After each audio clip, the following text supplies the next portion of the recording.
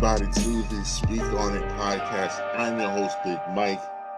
I am here. It has been a wild, crazy week in sports. It's been a crazy day in sports, and we are here to wrap it up, talk about it. We got a full house tonight. We got a lot going on, predictions, retirements, firings.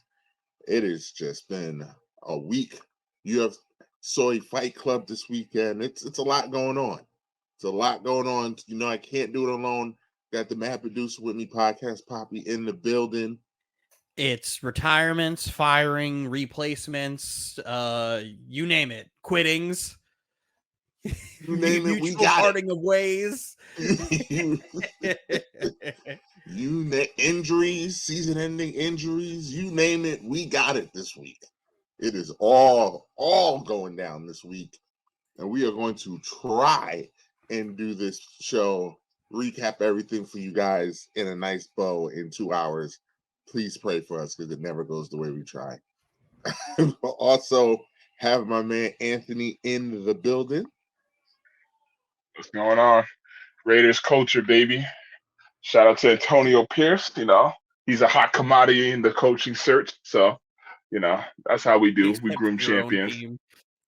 Except for the team that. Well, that's because we're also looking at equally as good candidates too, Dylan. You know, that's how we do it. By the way, yeah. But yes, good to be here. Yeah, and fantasy champion. Can't leave that out.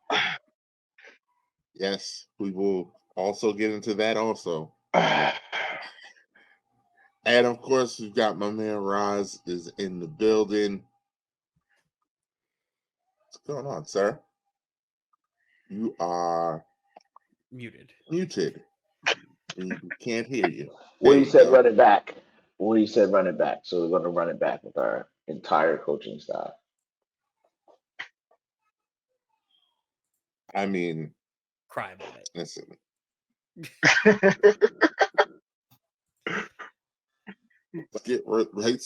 Let's get right into it. It's been a week and we don't have time to waste. So much going on. This is probably one of the few times this year we rarely. Coach Prime had us lead off with college football a couple times, but Coach Prime is not going to be the leadoff today. It is about the Natty 2024 national championship game decided this week. Michigan, as predicted by me, beat Washington, as predicted by me, in a very, very good game. I was a little nervous texting with Dylan. I was a little nervous in that first quarter because it was not looking good. It looked like it was going to be a blowout, but Washington fought back. Michigan's offense stalled. And then when they needed to make plays, Michigan made plays. They were the better team. Michigan wins. Jim Harbaugh wins, gets that elusive title. He didn't tell Paul Farnball where he could go, but, you know, I guess I'm petty that way. But all in all, great game. What are your thoughts on the game, gentlemen? What are your thoughts on the game in Michigan as your national champions? JJ McCarthy stinks, but everybody else in that Michigan team is fucking good. That Michigan defense is really fucking good, and those Michigan running backs were just halfback diving to a national championship. It was a good game. I saw a lot of things. So my big thing was how was I going to evaluate Michael Penix against competition outside of the Pac-12? And the big glaring thing that I noticed all season that I noticed this game was he stares down the right side of the field. He only looks left when the play is designed to be quick to the left. And as we saw in the last play of the game for Washington was a Dunzy wide open on a deep in from the left side going to the middle because Michigan's whole defense shifted right. And all he would have had to do was just look left. And then that triggered me to go look at a bunch of his highlights to confirm what I noticed. And a lot of it was that, where he's just like, hey, stares down the right side of the field. The only time he throws left is when it's quickly designed for it. So if you're looking at Michael Penix in the draft, that has to be evaluated heavily. Is it enough for you to not draft him? Not in the top 10. What if you're a quarterback needy team? I would go with the better options. Well, let's assume some of those better options were already off the board, like the Caleb, Drake. If Caleb and Drake are gone, you're still going to have your choice. Phoenix is the next best player. Who? I think He's the Daniels next is best better than quarterback. him. Who? I think Good. Daniels is better than Penix. I Jaden think Daniels. Penix is the 5th best quarterback of the 5. I think Penix is Wow. not better than Jaden Daniels. I don't think Penix is better than Yeah, Daniels, wait, May. Wait, so who's the Bo Nix. fourth? I think Penix is number 4. He's better than Bo Nix. He's not better than Bo Nix. I think As a quarterback, he's better than Bo Nix. Bo Nix is better than him. I don't see the same glaring things I see with Penix that I see with any of those guys. I also think Jaden Daniels is better than Penix. I don't think Bo Nix is going to translate in the NFL. I think all 5 go in the top and go in the first round. They all are going to go in the first round. I think they all go in the first round too. I think 4 Penix go in the top 10. Penix out of all of them is the one who could use sitting down behind a good system more than any of them. I don't think any of them are going to be gangbusters off rip, but I think depending on where they all go, Penix is going to need the more help because there's more glaring things wrong. But again, he's still good. I would take him in the first round, but I would take him at the end of the first round. The play that you're talking about, we were watching the game live, and the only thing that I would push back on you with it is the thing that I always say: when you get pressure on a quarterback and knock him off his rhythm, it's a different play, and they never perform the same. And I've seen he is a timing quarterback, much like Tua, and if you get him off his clock where he thinks he doesn't have as much time as he does, because he had more time on that play than he thought he did. He rushed because he didn't think he had enough time. If he had the time that he normally thinks, I believe wholeheartedly with 100% of my heart, he sees that and throws that ball where it's supposed to go. I think the lack of timing is what caused that. I hear you, but if it wasn't confirming what I already knew, then it's like that's the difference here is where I already kind of noticed this throughout the season, and it just was glaring in the national championship game. And then when I went back and rewatched the tape of it, all of his highlights, if you look at all his highlights, he's a left-handed quarterback who plays like he's right-handed. Yes. And that's a problem. Yes, mommy.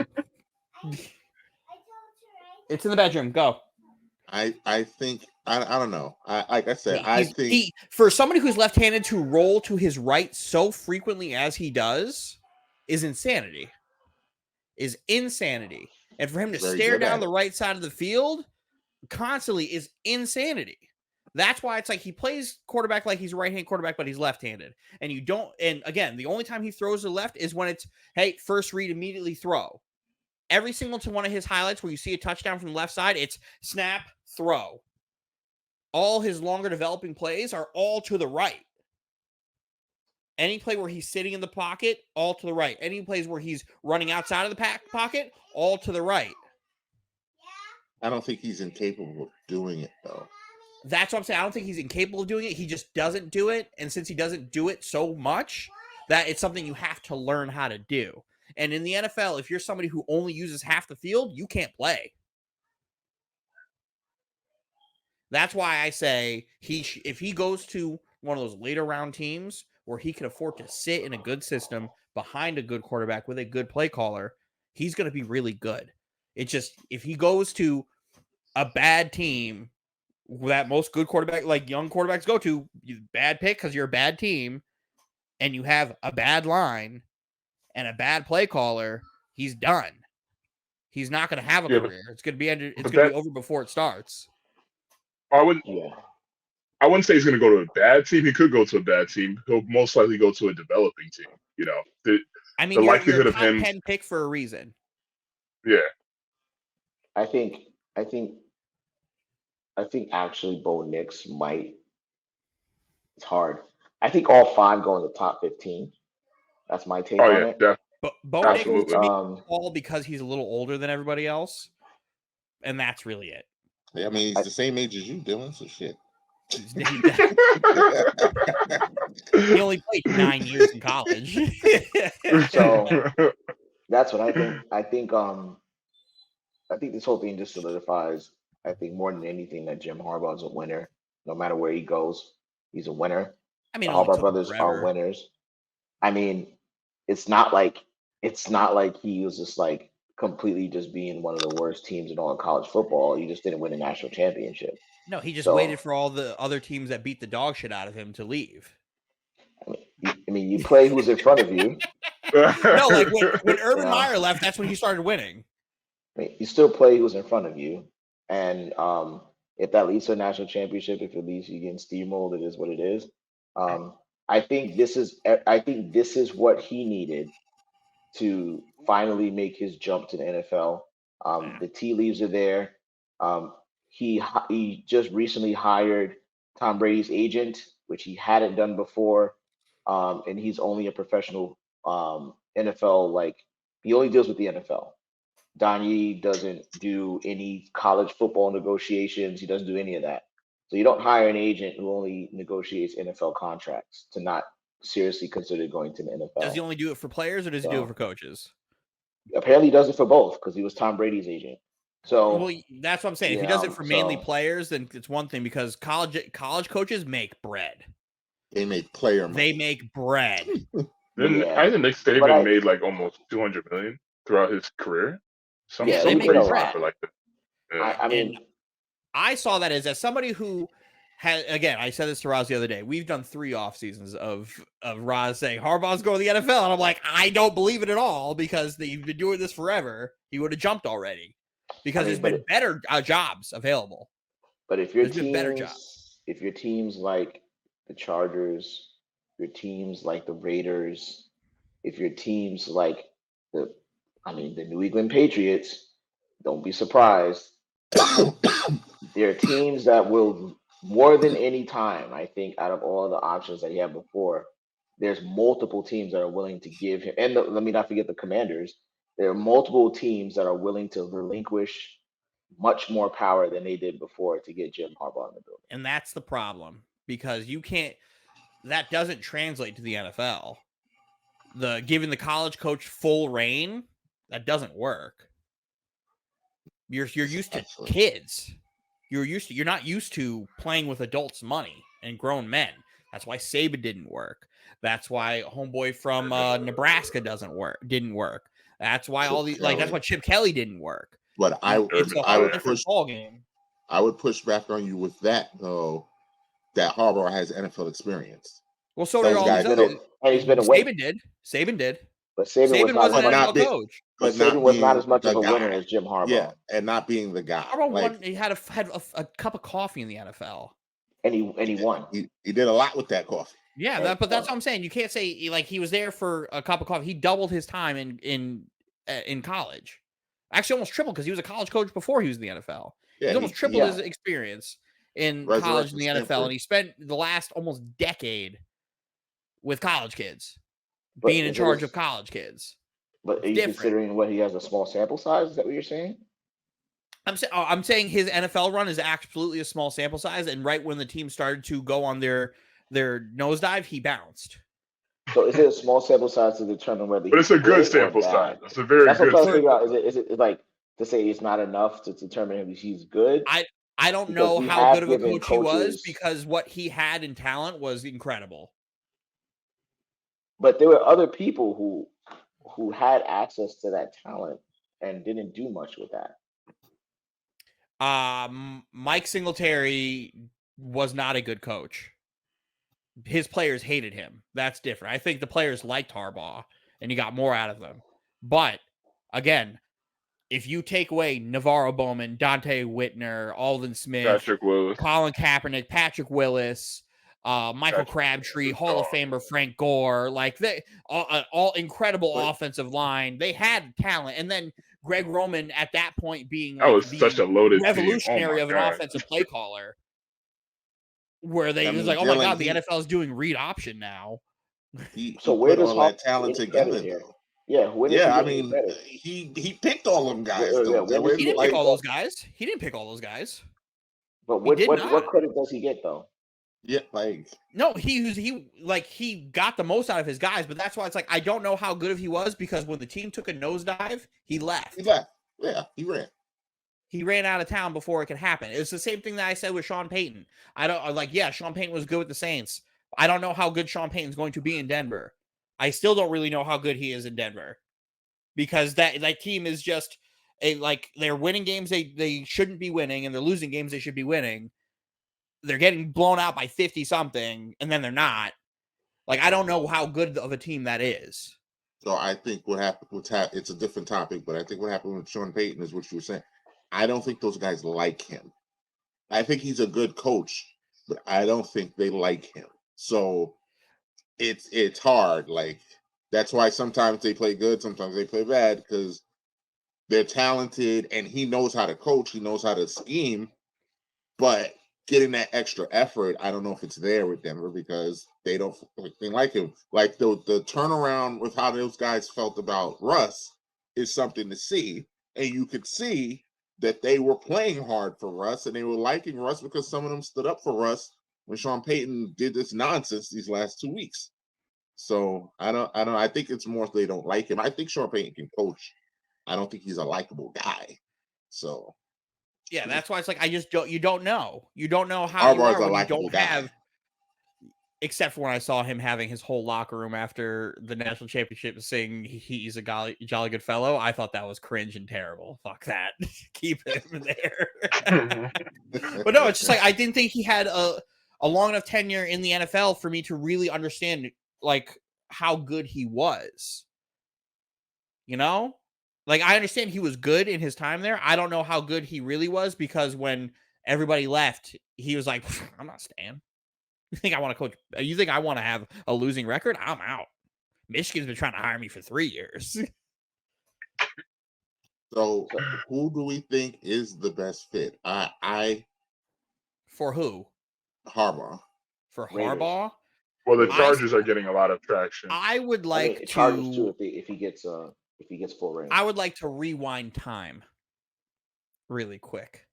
And I would like to go back to a conversation that we had on the podcast, Mike and I, where I said when the Raiders fired Josh McDaniels, I said, hear me out, because this is right when Harbaugh was going through and just got suspended for his cheating because he is a cheater. Let's not forget he's a cheater. He hires cheaters. He's not he he to help him cheat. To help him cheat. If that's the case, then Bill's not a cheater. We'll stop. Bill's a cheater. There we go. See?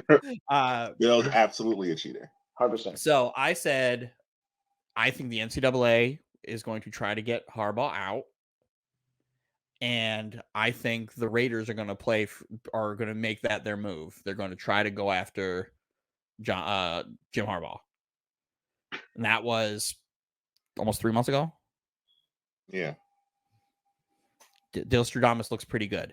I still don't see Harbaugh making the jump yet because now that Saban's gone, college football is looking for somebody to make a run now. Make a run and be that next dynasty or take the mantle away from Saban. I think it will be Kirby, but go ahead. Yep. But I think that Michigan team is just as good as that Georgia team. So I think it'll be Kirby Smart and Jim Harbaugh for the next 10 years fighting for that mantle. Because I don't know what's going to mean more to Harbaugh.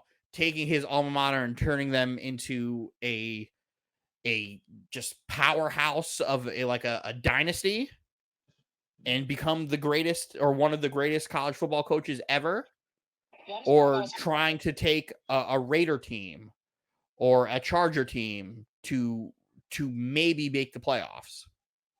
No, I think the Chargers is actually a better spot for him if they give him free reign, because I think Jim Harbaugh with Justin Herbert would be awesome. I think that'd be absolutely awesome to see. Really depends on I who's wouldn't want to calling see the it, but offense. I mean that is I true. think it all depends on who's calling the offense. Yeah. Because I think Harbaugh's not calling that. I think Jim's gonna make his staff. I think it'll make. I don't think it'd be hard for him to gather a staff after what he's accomplished. I think the key thing here is if he had came off of a championship, like you mentioned, and it was to establish a dynasty, he may stay. But I think exercising the demons from all the way from '97 until now, it's like that's fine, right? It likens to me about like how like LeBron wins in Cleveland, and it's like I have nothing to prove here anymore. You feel me? Like I've done what they said couldn't be done, and possibly for a long time. That he has to, for all the reasons that you mentioned that he left, losing the Super Bowl to his brother, feeling like he never had unfinished business, already winning in Michigan after how many years? Almost more than 30 years, possibly. You know, he exercised those demons. I think it was telling that his brother was there watching that game. Of course, he would be there, but I think it's telling that he was there. I think it was telling that when they asked him what's next, he kept saying, "Oh man, you know, like they keep asking me what's next. Can I just enjoy that?" And he never just flat out said, we're gonna make this into a dynasty. This is Michigan, baby," or something like that. Also, him hiring Don Yee.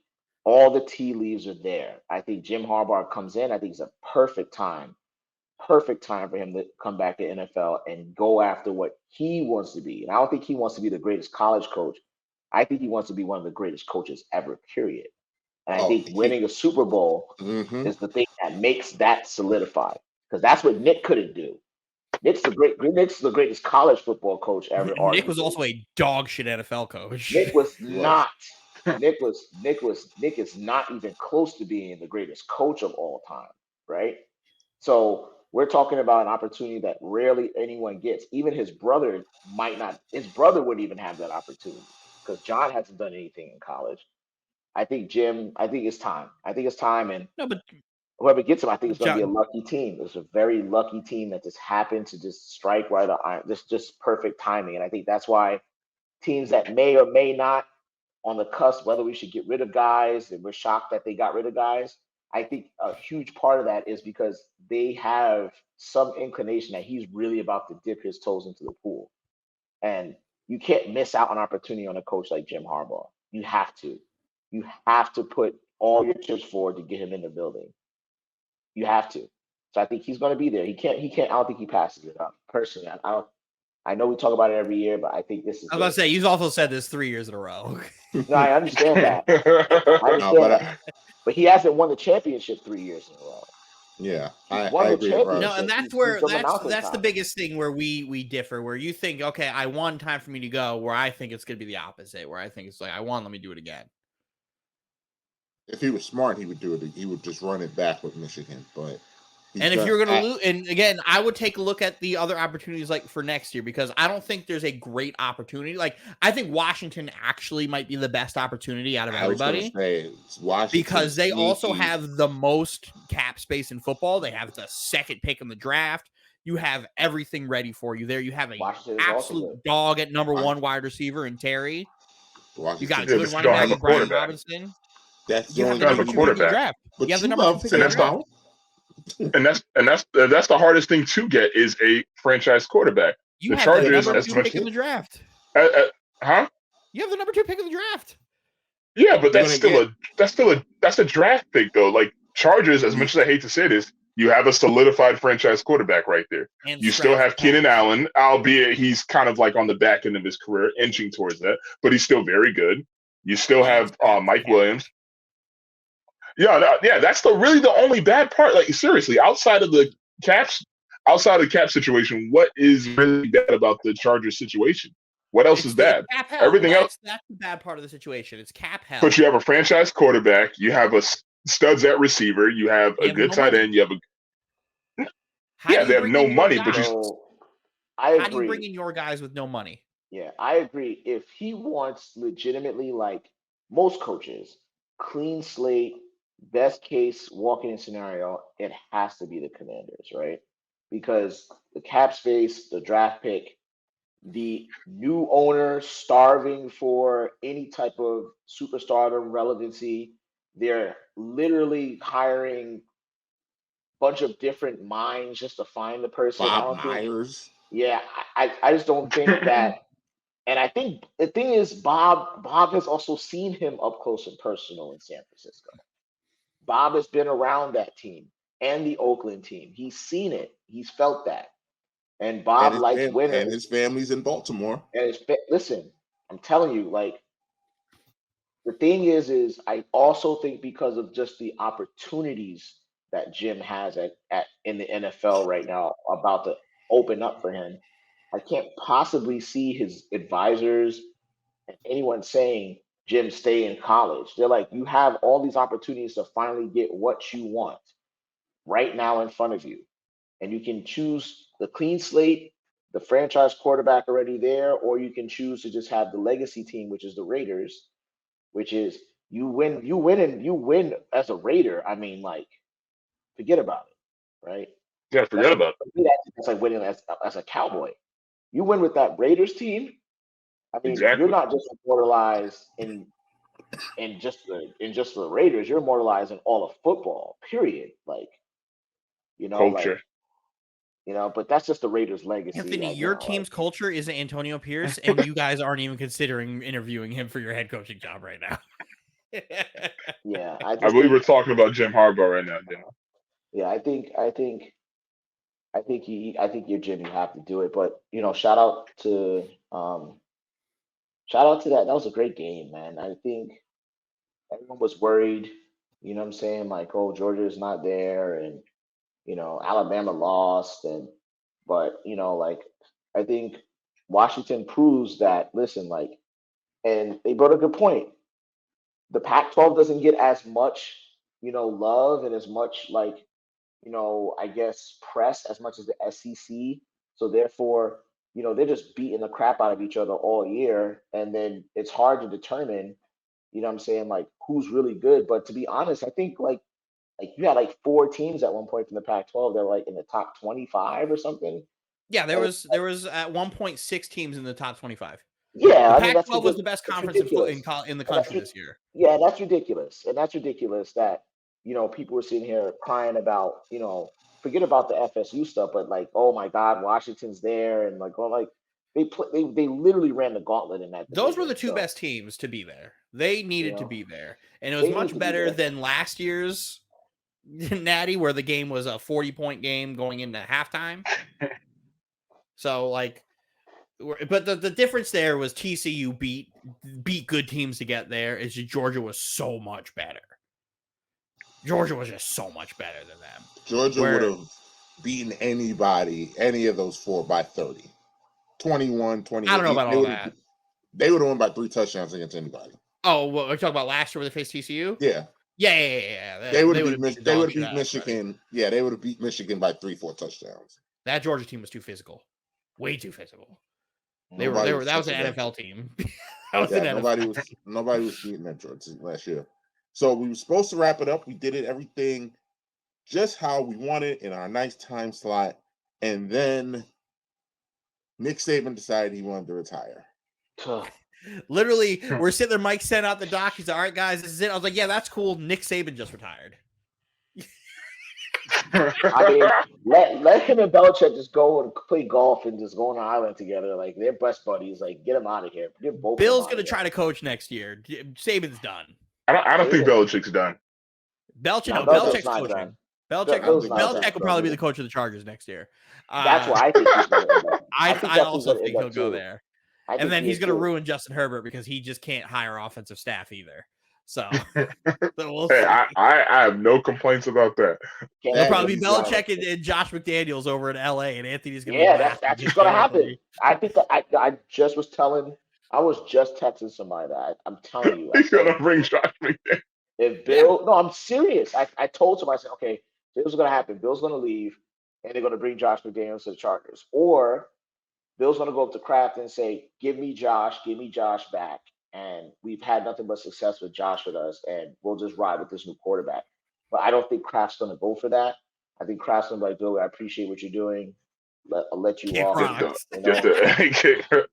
Right? No, I loved my theory yesterday where Belichick is just going to Parcells this whole thing, and he's going to be like, you know what? I'm now the GM, just the GM. Vrabel, come here.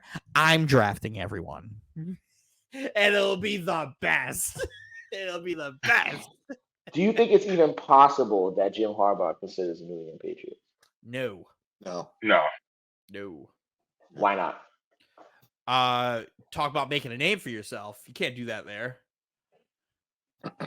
That's never going to be his team. Nobody wants to be. Don't nobody give a fuck about you there. Just like it's going to be very interesting to see who coaches Alabama next, because you don't want to be the guy after the guy.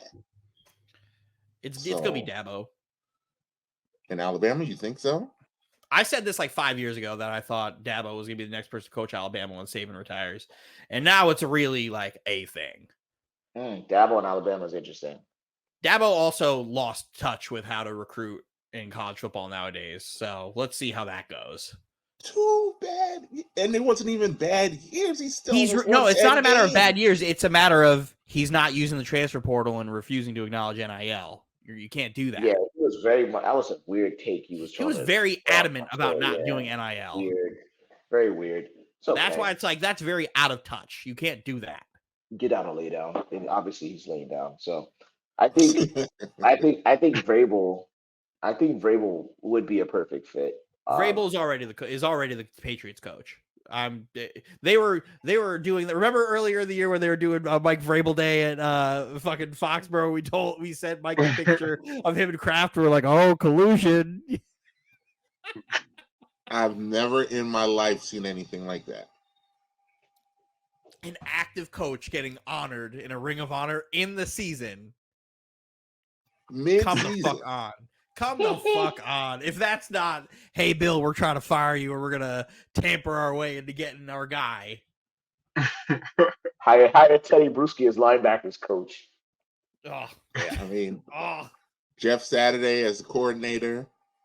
It's gonna be Mike Vrabel and it's gonna be Arthur Smith as his offensive coordinator, and I can't wait. Wow, I can't wait. No, they are absolutely going to work together again. Absolutely going to work together. Bring back Flores as the DC. Well, he's also not a very good DC, so perfect. Perfect. I love it. I love this. I love the offensive play caller Arthur Smith. He's great for the Patriots. You should do it. Minnesota was decent, right? Minnesota had it was like one of the 20th ranked defenses in football. And last year they were the worst. They were like 31st. Yeah, as I said, well, they improved this year.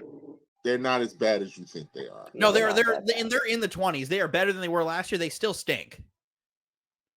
Just like Aaron Glenn, I hate defense, but they're not a good defense. They're an average defense. They're below average defense if they're ranked in the 20s. We're not going to play this numbers game again. If you're in the 20s, you are in the bottom third of the league in defense. But they could just be a lot of good defenses. Like they don't stink, is what I'm telling you. They do. They are a bad defense. They're not. That's what I'm saying. They're not a bad defense. That's why I also love that Aaron Glenn. I love seeing Aaron Glenn get all these interviews. I'm like, hire him. You guys are gonna be dumb as hell. Because that Lions defense is not good. It's not good. I'm surprised he's as much of a commodity as he is, because that defense is not good.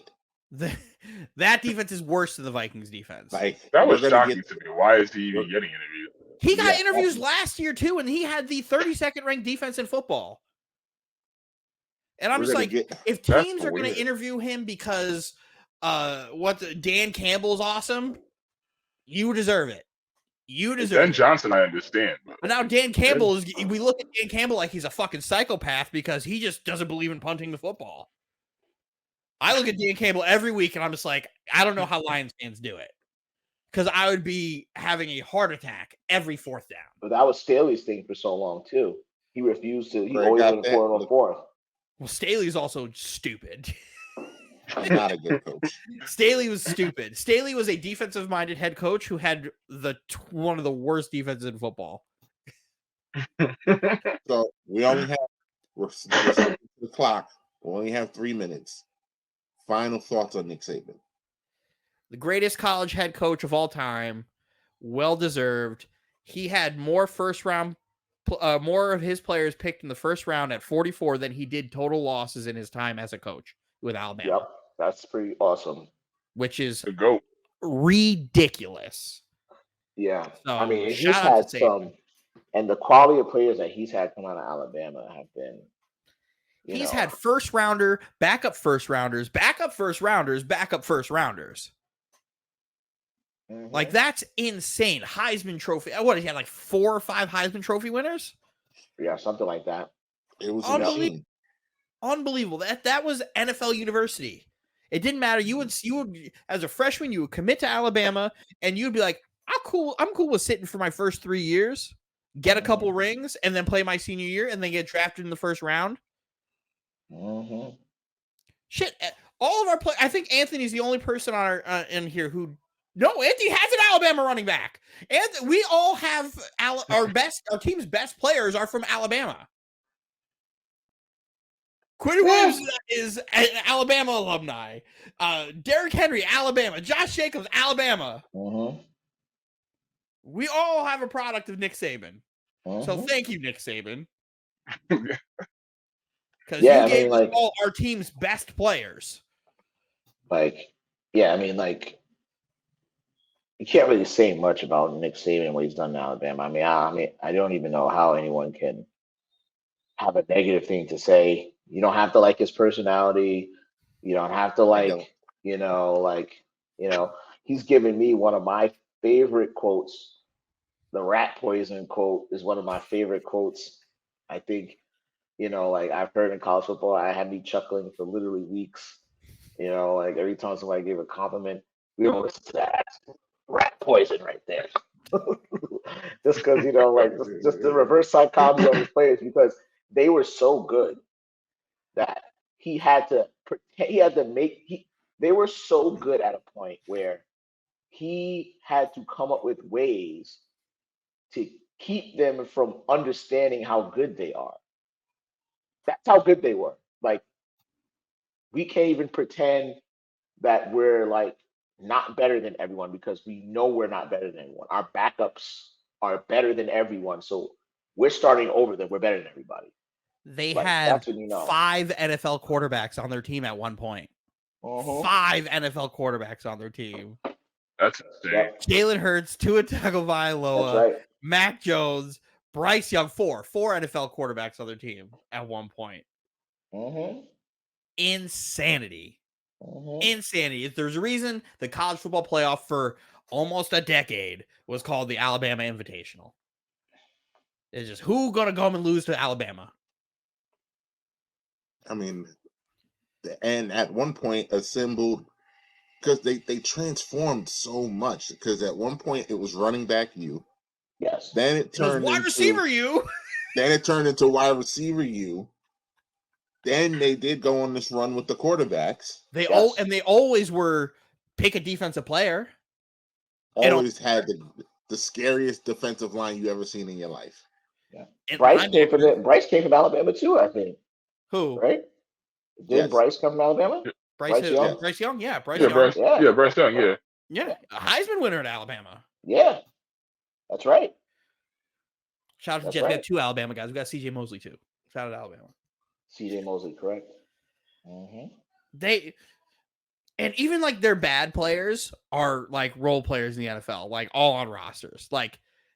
Bo Scarborough, TJ Yeldon, all those guys were on rosters for a long time, and they were dogs in Alabama. Yeah, not our bad Alabama players. Our bad Alabama players were bad Alabama players. Shout out to D. Milliner. Trash. Shout out to Ardarius. What is it? Ardarius Smith. Loser. Well, roll Tide.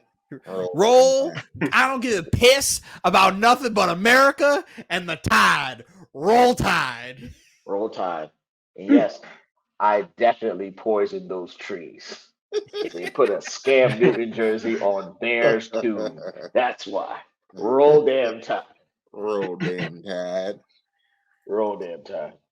All right. Well, that was a nice appetizer. College football went out with a bang for us today, with all this news and talk and all of that. But let's get to the main event. Let's get to the entree here. It's playoff time, baby. It is playoff time. The NFL playoffs are here.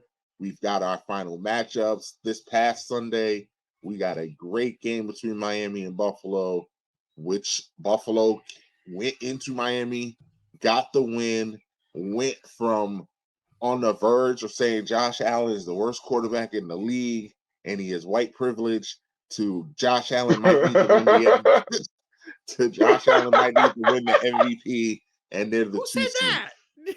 that? Oh, there was a That's what I want to know.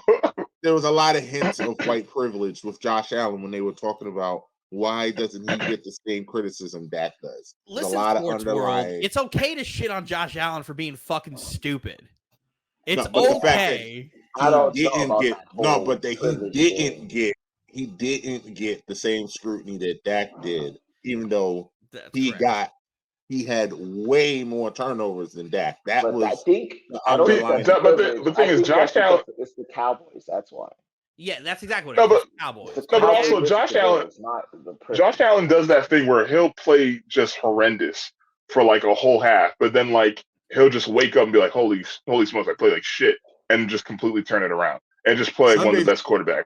Sunday's game Like, was a complete microcosm of that. Was Anthony. that he literally That the yeah, was- first half he was fucking horrible.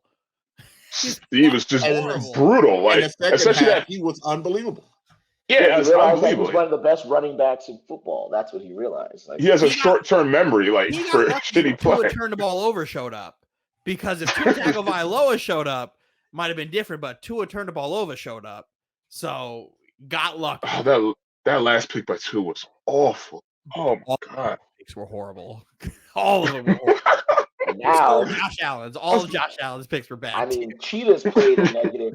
Cheetahs played in that weather, but -14. They're talking about possibly. Negative. I know Miami?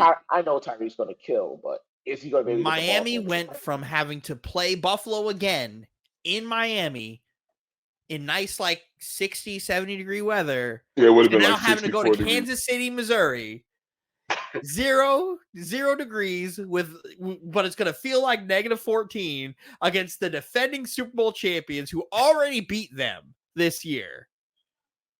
Without Nick Chubb, without Jalen Phillips, and Isaiah Pacheco, And maybe is without going to Jalen run Ramsey. it down And their without throat. Xavier Howard. And without Xavier Howard, and Isaiah Pacheco is going to run for 100 yards. He's going to run for over 100. I love yards watching him run. He runs so angry. He runs like he's mad at the Get a ground. steady He dose runs of him. He's So, going to run a steady dose of him. Thank you, Dylan, for bringing up the matchups. We're gonna do predictions for each game, but we're gonna do our Super Bowl picks right now. I'm gonna remind you guys of your Super Bowl picks in the preseason to see if you want to keep that pick. I definitely don't. Well, yours doesn't exist, Dylan. Yours Half of doesn't mine exist. does.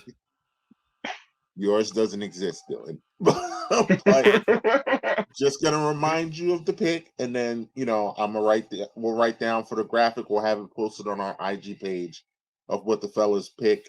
Dylan, do you want to go first since we're here? What did I pick?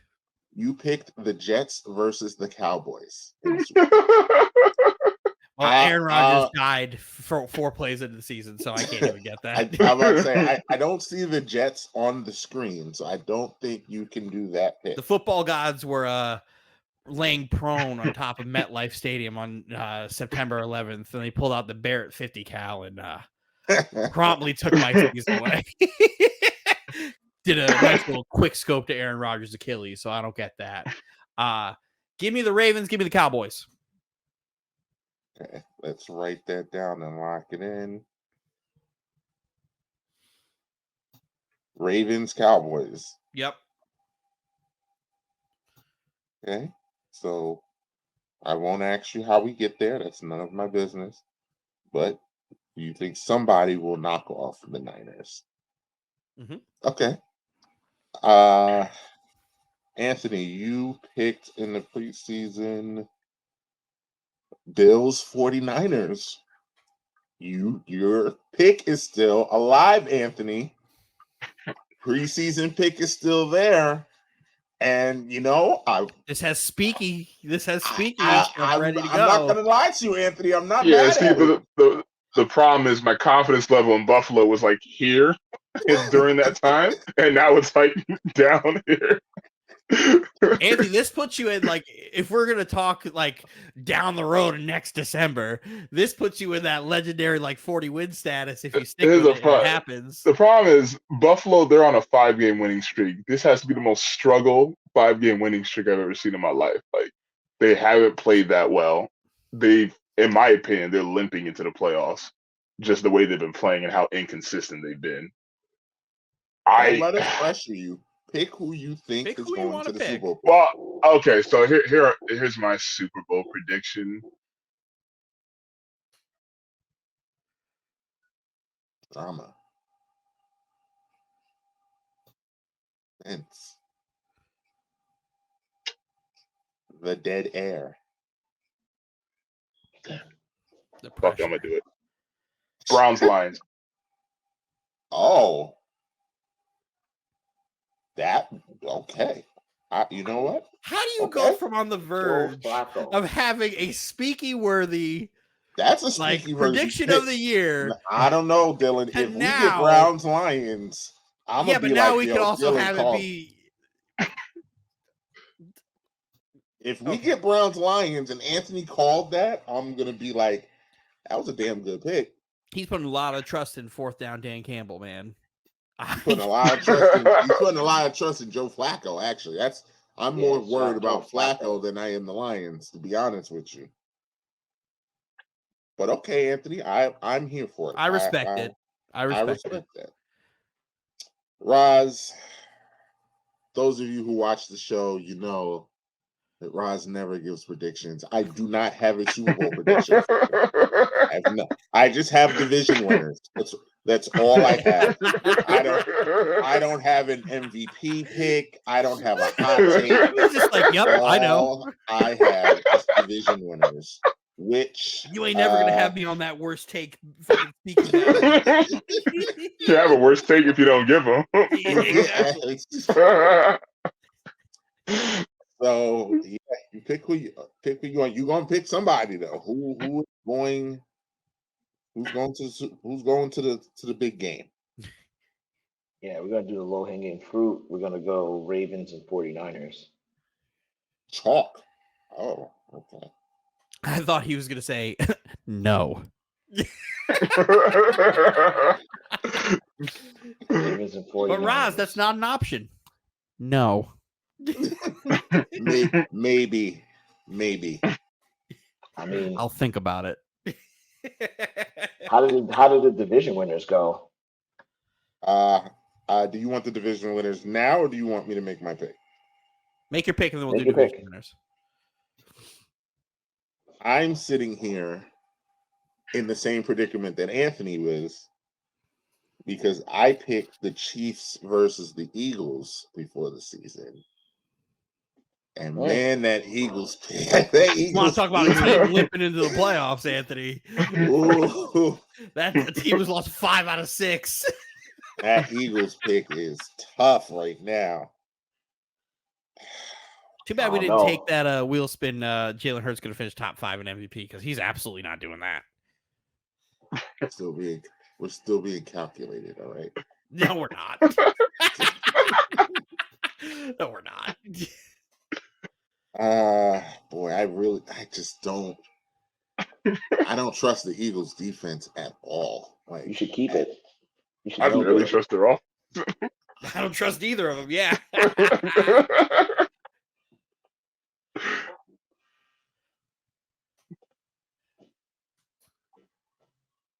If you keep it, that'd be speaky worthy too. Speaky worthy.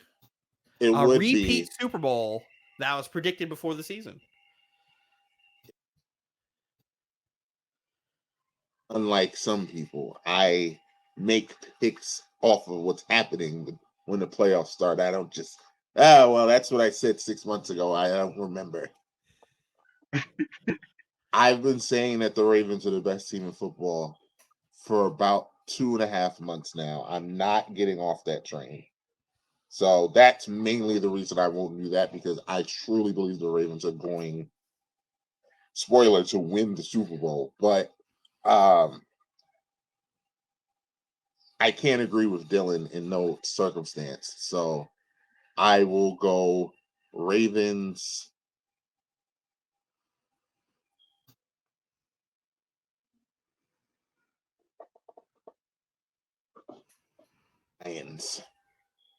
Lions. Lions.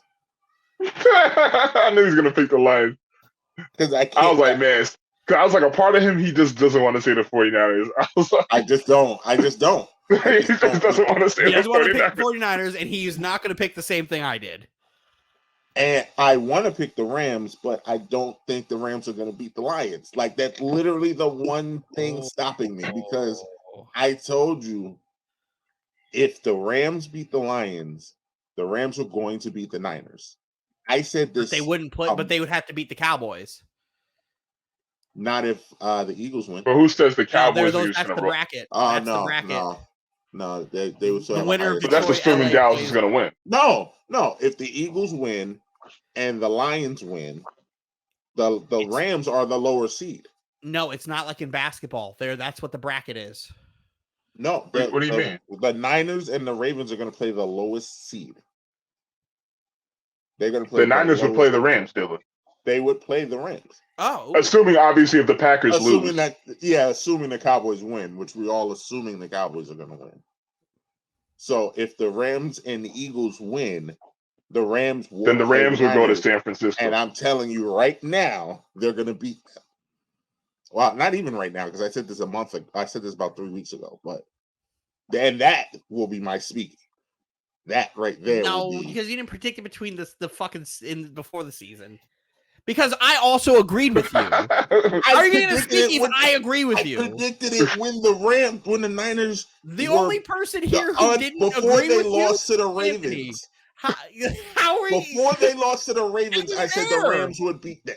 All of us were here, and the only person who disagreed with you was Anthony.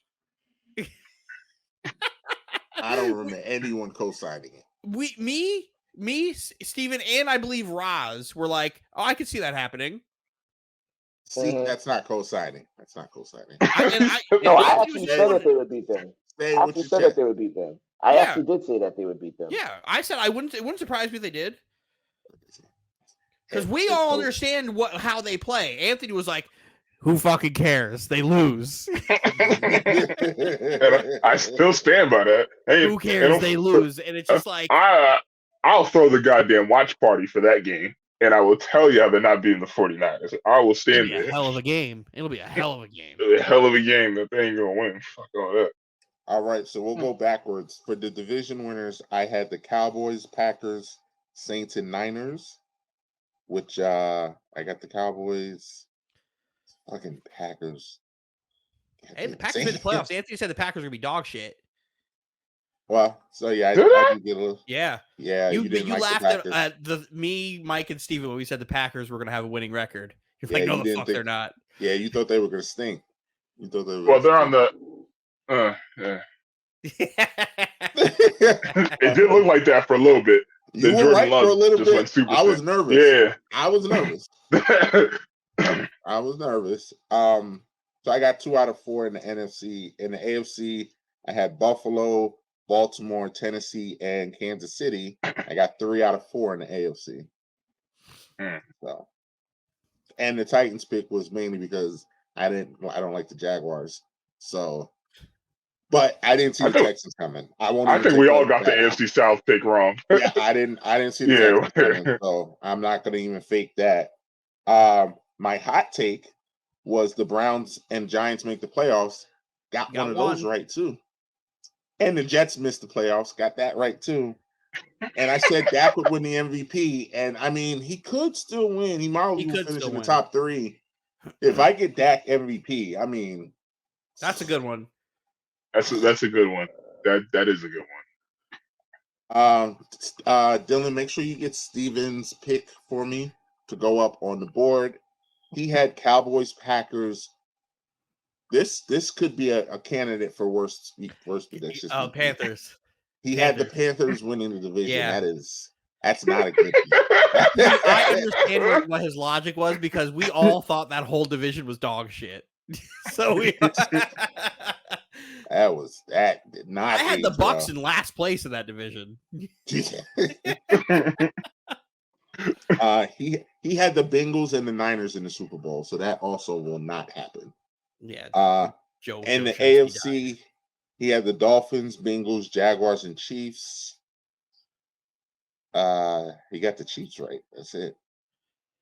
Yeah, he did. Joe Burrow MVP. He did say the Steelers would make the playoffs, and that did happen. Roz had the Eagles, Lions, Saints, and the Niners in the NFC. So you got what, 3 of those? 2 out of 4. No, 2. Yeah, the Eagles didn't win. I'm sorry. 2 out of 4. Mm-hmm. And in the AFC, Buffalo, the Bengals, the Jaguars, and the Chiefs. So that what was that? 2. Buffalo 2. So 4 out of 8. 4 out of 8. Anthony had the Eagles, Lions, Saints, and Niners. 2. 2. Mm-hmm. And the AFC, Bills, Browns, Titans, Chiefs. 2. Did have the Browns making the playoffs. Not really going to go over the pick. Cowboys miss the playoffs. Commanders make the playoffs. Patriots make the playoffs. Raiders have 10 wins and make the playoffs. Whoa! Okay, what was our record this year? 8. I forgot. Oh, 8 and 9. No, we were 2 wins away. Yeah. I know. I told you right away when you were mathematically eliminated from winning 10 games. I let you know that. I said it's impossible for you guys to win 10 games now. Just so you know. Dylan had the Eagles, Lions, Saints, and the Niners. 2. And then the Bills, Bengals, Jaguars, and Chiefs, which seemed to be a running joke. 2. That's in Cowboys, as we said. He was drinking the Kool-Aid and picked Aaron Rodgers as the MVP. Also a candidate for worst pick, Brock Purdy being benched by week 5. Yep. No, don't worry. I watched Donald play on Sunday, and he looked good. So, and the AFC North will have bring him back, teams. Joe Douglas. AFC North having 3 teams, and that's it. Come on now. Come on now. That's a good one. That is a good one. That happened. That is a good one. Come on now. That's a good one. That is a good one. I also had the Steelers with a winning record again. Anthony said the Steelers weren't going to do shit. I also said the Steelers. Anthony just hates Mike Tomlin. I do not hate Mike Tomlin. When you look at the Steelers on paper, they don't look like that good of a team, but he just makes them. No, they look like that good of a team. That's why we all predicted that they were going to win. With fucking Kenny Pickett? In spite of Kenny Pickett. You know, I was saying Kenny Pickett was not bad. He's always been better than Jackson. Really, the main problem with the Steelers this year was Matt Canada. Well, that's not a hard thing. Matt Canada was the real problem. And then Kenny Pickett, died. Because Kenny Pickett was playing really good before he got hurt. Wait, is he healthy? He's been out for a while I think, what's-his-face is playing? Mason Rudolph. Because Mason Rudolph will look really good. No, but I heard that Pickett is actually healthy right now. But, obviously they're going to still roll with Mason Rudolph. He's backup. He was the third string, and then he complained about it and became the second string in the last game. Roll with Mason. He's hot right now. Ride the hot hand.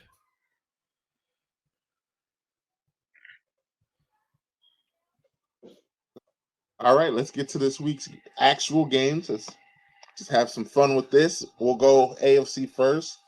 Cleveland at Houston. Give me the Texans. Browns. So obviously, give me the Browns. I've come this far. I can't. I've been on a CJ Stroud. Give me the Texans. Hell yeah, Stroud boys. Stroud boys. No Tank Dell, man. Don't matter. CJ Stroud, baby. No, do you know the passer rating that Cleveland's corners have given up? Don't care, because if I told you the Jets, you would say it doesn't matter. CJ Stroud, baby. Not going to be easy. I'll tell you that. It will not be easy. Flacco plays like he plays Browns. If Flacco plays like how he plays regular, I think the Browns beat them by 2 touchdowns. I think Myles Garrett is going to give him hell. I think they're actually going to give Myles Garrett versus Laremy Tunsil. That's good. Yep. But I also and Jerome Ford has played pretty well in Nick Chubb's place. And Amari Cooper's coming back as well too. I think the Browns actually, if Joe Flacco is the key, if he played like he played real recently, the Browns beat them by at least 2 touchdowns. Wow. Derek Stingley should be playing too, and he's one of the better corners in football as far as allowing separation and pass breakups. So that'll be fun to watch. Well, he can't cover everybody on the Browns. No, but he could cover. Remember, Flacco loves David Njoku. Yeah, that's the problem there. They need to figure out how to cover the tight end, but they also got a guy in Will Anderson who's a dog. Dylan, can I put an asterisk on this though? No. If the Texans wear those red jerseys, they're gonna lose. They never win in those red jerseys. Fun fact: the line for this game is only 2.5.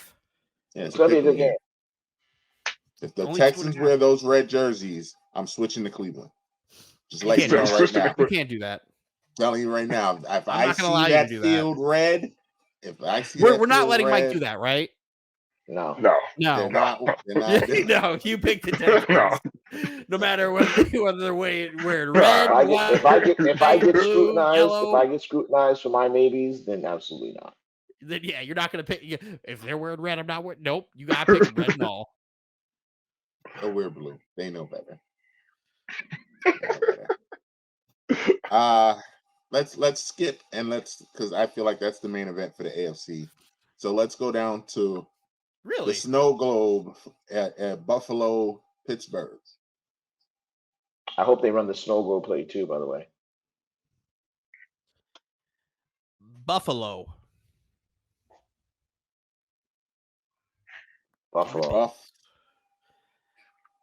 The Bills are favored by 10 points. They're not going to cover that. I'm going Pittsburgh. No TJ Watt, got to go Buffalo. Yeah. Oh, absolutely no. Yeah. TJ Watt, I'm picking. No Buffalo. TJ Watt. Yeah, give me Buffalo minus 10 too. Even though Highsmith is not a slouch, no TJ Watt. No TJ Watt. Buffalo wins, but they're not going to cover the spread. They're not. I will give you this. They're not going to cover the spread, and Pittsburgh will have the lead in the second half. At some Gatorade. Bills defense is double enough Gatorade. George Pickens is going to go off. No, I'll get my Gatorade back because if I win, then I just owe you one less Gatorade. Single. I'm not letting it pack. You owe me a pack. No, I'm saying a single. We'll do our single Gatorade. What the single? fuck, Mike? Double enough that single Gatorade. Single Gatorade. So you owe me one right now. If I lose, I owe you 2. If I win, you owe me nothing. Fine, I'll do that. Double or nothing. I'll give you Buffalo minus 10. No, I'm not doing. I want minus 10. No, you said they're not covering the spread. They're not covering the spread. Then but give me Buffalo minus 10. No, I don't want to. No. I said that at some point in the second half, Pittsburgh will have the lead. No, I want Buffalo minus 10. Oh, Buffalo minus 10. You said they're not going to cover the spread. I said they're covering the spread. Perfect. Gatorade. I'm not betting it. Won't bet it. I can feel that way, but won't bet it. I'll bet the second half lead, but I won't bet the spread. Yeah. Okay. Asshole. And Kansas City, Miami. Kansas City. Kansas City. I'm also Kansas City. I want to pick Miami, but there is too much going on with that defense right now. And I can't see Patty losing in the first round. So Hell no. gotta go 0-10 Kansas in the City. last game. 0-10 How in the about last this? 10 If the games under 40 receivers degrees. catch the ball, it's not even close. I agree. If the receivers catch the ball more than 60%, the game is not close. Oh, it's over. If The he can game just is get not close. half of the plays where they The catch, game is we're not good. close. Don't play Kadarius Toney. Just don't. Just He'll drop the ball and then have it somehow go to the defense again. Yeah, just don't play him. The guy's been having a rough year, man. He did this in Florida. Just all right, let's move over to the NFC. Tampa Bay and Philly, Monday night. Philly. Hey, dilly. I'm not as low on Philly as all you I'm are. going with Philly. I don't trust the Buccaneers. I'm not I as don't trust low Baker on Philly Mayfield. as you guys are, but I think Mike Evans has a day. But I just don't think I think Philly will get. I think Philly will get their act together. Mike Evans has a day, but they still. I think Buck. If Mike Evans has a Philly. day, then I'm not picking Philly. No, I think he has a day, but I think Philly still beats him. Because if he has a day, that means Roshan Baker's gonna have a good day. Because not necessarily. He's had a day and they've lost games. So yeah, but Philly's defense is bad. So this is what I would want to pick Tampa here, but I'm taking Philly because it's safe. But I'm personally going to bet Tampa +3 because that's the spread. I'll take Tampa +3 because I think Tampa can win this game. But you're taking Philly right now. I'm taking Philly, but Tampa +3 means if they lose by anything less than 3, I win. Or if they win, I win. But for the podcast purposes, I'm going to take Philly. I am also a punk like Dylan, and I will take Philly because it's safe. But I also really am nervous about this game because I really think Tampa can win this game. And especially because Philly is just not playing good football right now. Nah. I wouldn't bet anything. Yep. Watching them play as shitty as they did against the Giants, after also playing shitty against Arizona, was like, yeah. The Arizona game concerns me more than the Giants game. The Giants game, I kind of felt like that was going to happen because it's a divisional game. There was nothing. They didn't care. Well, at least with the Arizona game, the offense showed up.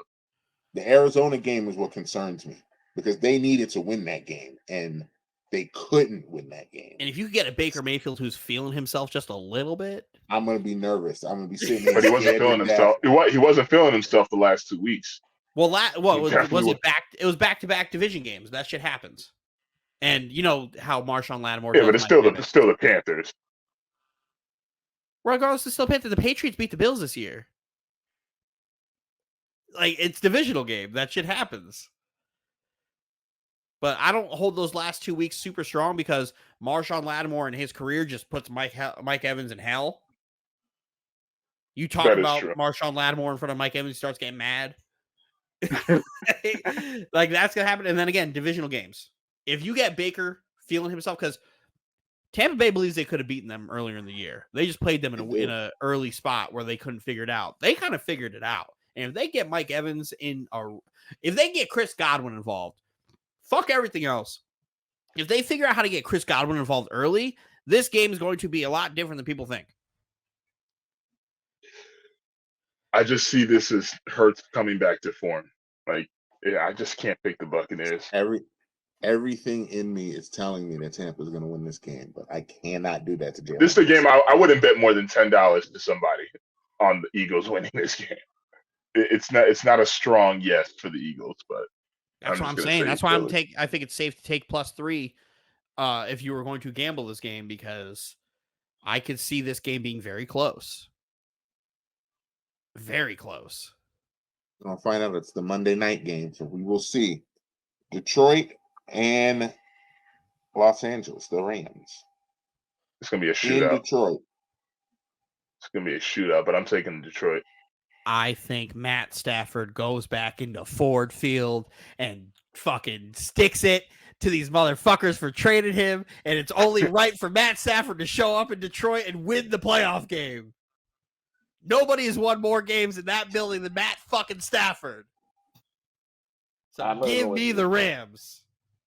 Especially because that Lions defense is poo-poo, and with Puka Nacua and Cooper Kupp and all those guys, give me the Rams. I'm gonna go with the Lions, even though I think it's going to be a very close game. Dylan, I just think Ford Field is going to be insane. Yeah, and who has won more games in Ford Field than Matt Stafford? Dylan, Ford Field is going to be insane. That atmosphere is going to be insane, Dylan. And who knows it better than anybody? Matt Stafford was not around when they had a playoff game at Ford Field. He wasn't around. But here's the thing: they're in their first playoff game.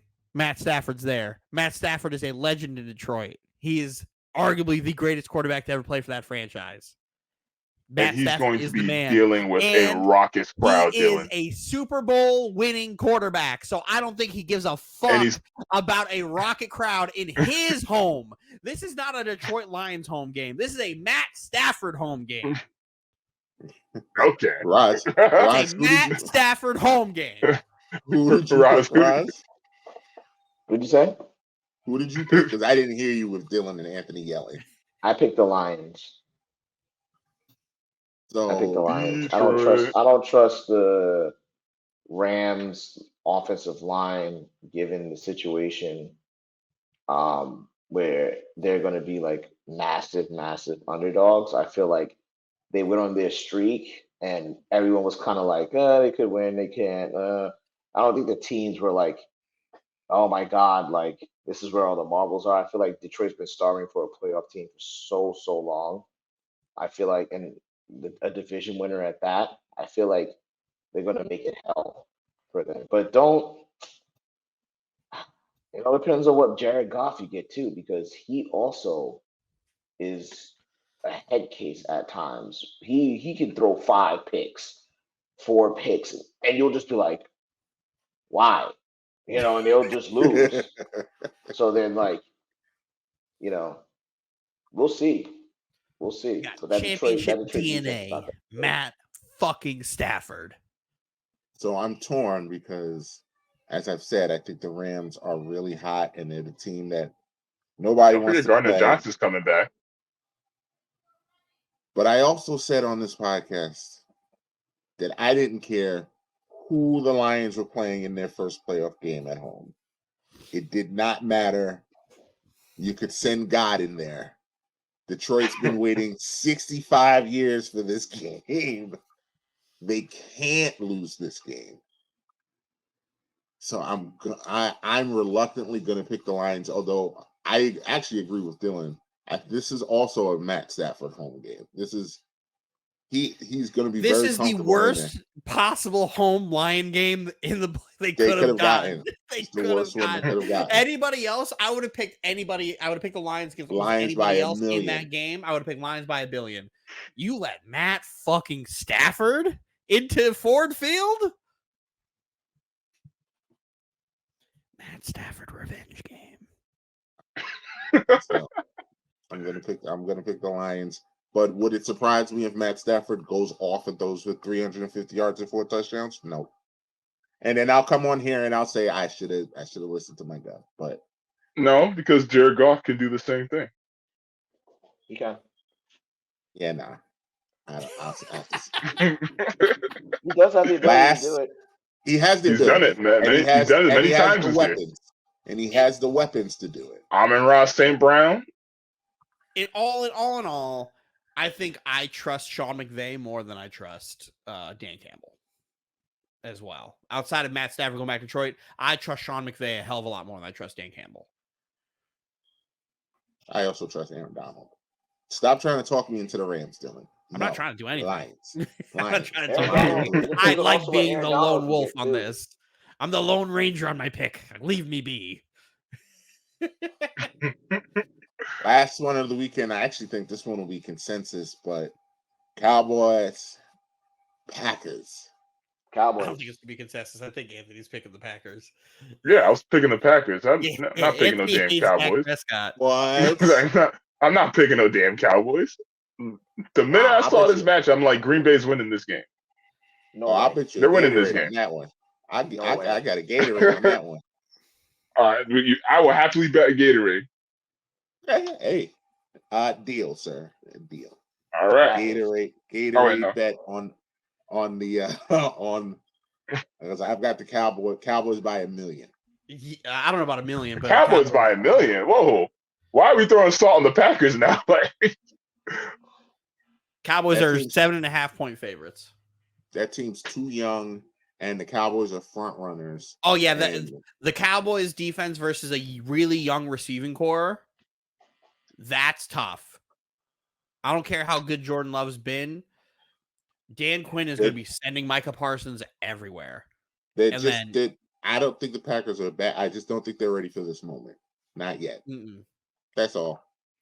I think the Cowboys are built for this exact moment to then move on, but I think everything else is going to be very difficult for the Cowboys, and I think they're going to figure it out. But I think this is the game they have to win to reestablish dominance in the NFC, to then use that as their carryover momentum, because Dak has been really good these last 4 weeks. Really good. Dak can still win. I would say he can still win. Outside of the Buffalo game, I mean, he's played extremely well. Football. Yeah, fantastic. Amazing. Fantastic. Yes. Again, it's not going to surprise me if Dak won MVP over Lamar. Didn't he lead the league in passing yards? No. Yeah, he did, actually. I don't know. I can't answer that question off the top of my head. No, it wasn't CJ Stroud. I think it was. No, that was Dak Prescott. I mean, we can check. Because I think him and Jordan Love are top 2. But I would say this for every Cowboys playoff game that we get, the first I'll put it to you this way. It's Tua. Oh, it's Tua. Oh, my bad. Dak Prescott's number 3. Oh, okay. The first team that makes the Cowboys play a pressure fourth quarter is going to beat them. Dak does have the most touchdowns, though. Almost touchdown. Okay. He has the most touchdowns, and also the best quarterback rating. It's going to be very difficult to not vote Dak Prescott as MVP. Yeah, I think Dak. But what if the Cowboys lose this game? Does Dak Prescott still get MVP? Yeah, because it's a regular season award. It's not a playoff award. The votes are in already. Oh, okay. The playoffs should not have any bearing on a season award. Yeah.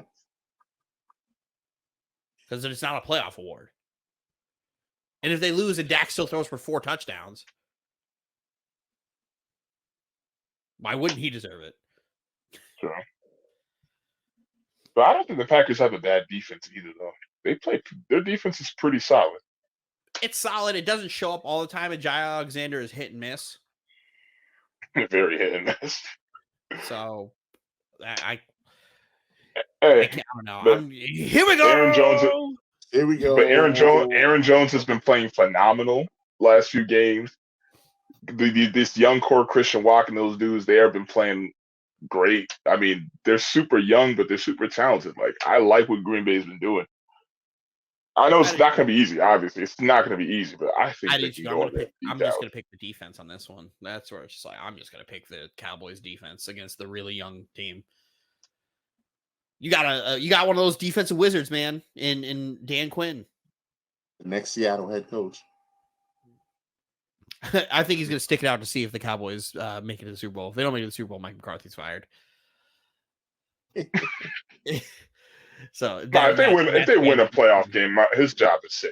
No, it's not. Jerry already told him that, Jerry has already been very well known. If we don't make a deep run in the playoffs, he's gone. Oh, damn. That's Dan Quinn's team. If they don't make the Super Bowl or make it to the championship game. But all right, so that's our picks for this week. We've got our Super Bowl picks in here. We are wrapping up football, which means we're going to be saying good night to Roz for the evening. But we're going to bring in The people's champion Breezy is now in the building. Breezy, how are you today, sir? I guess my timing is impeccable, huh?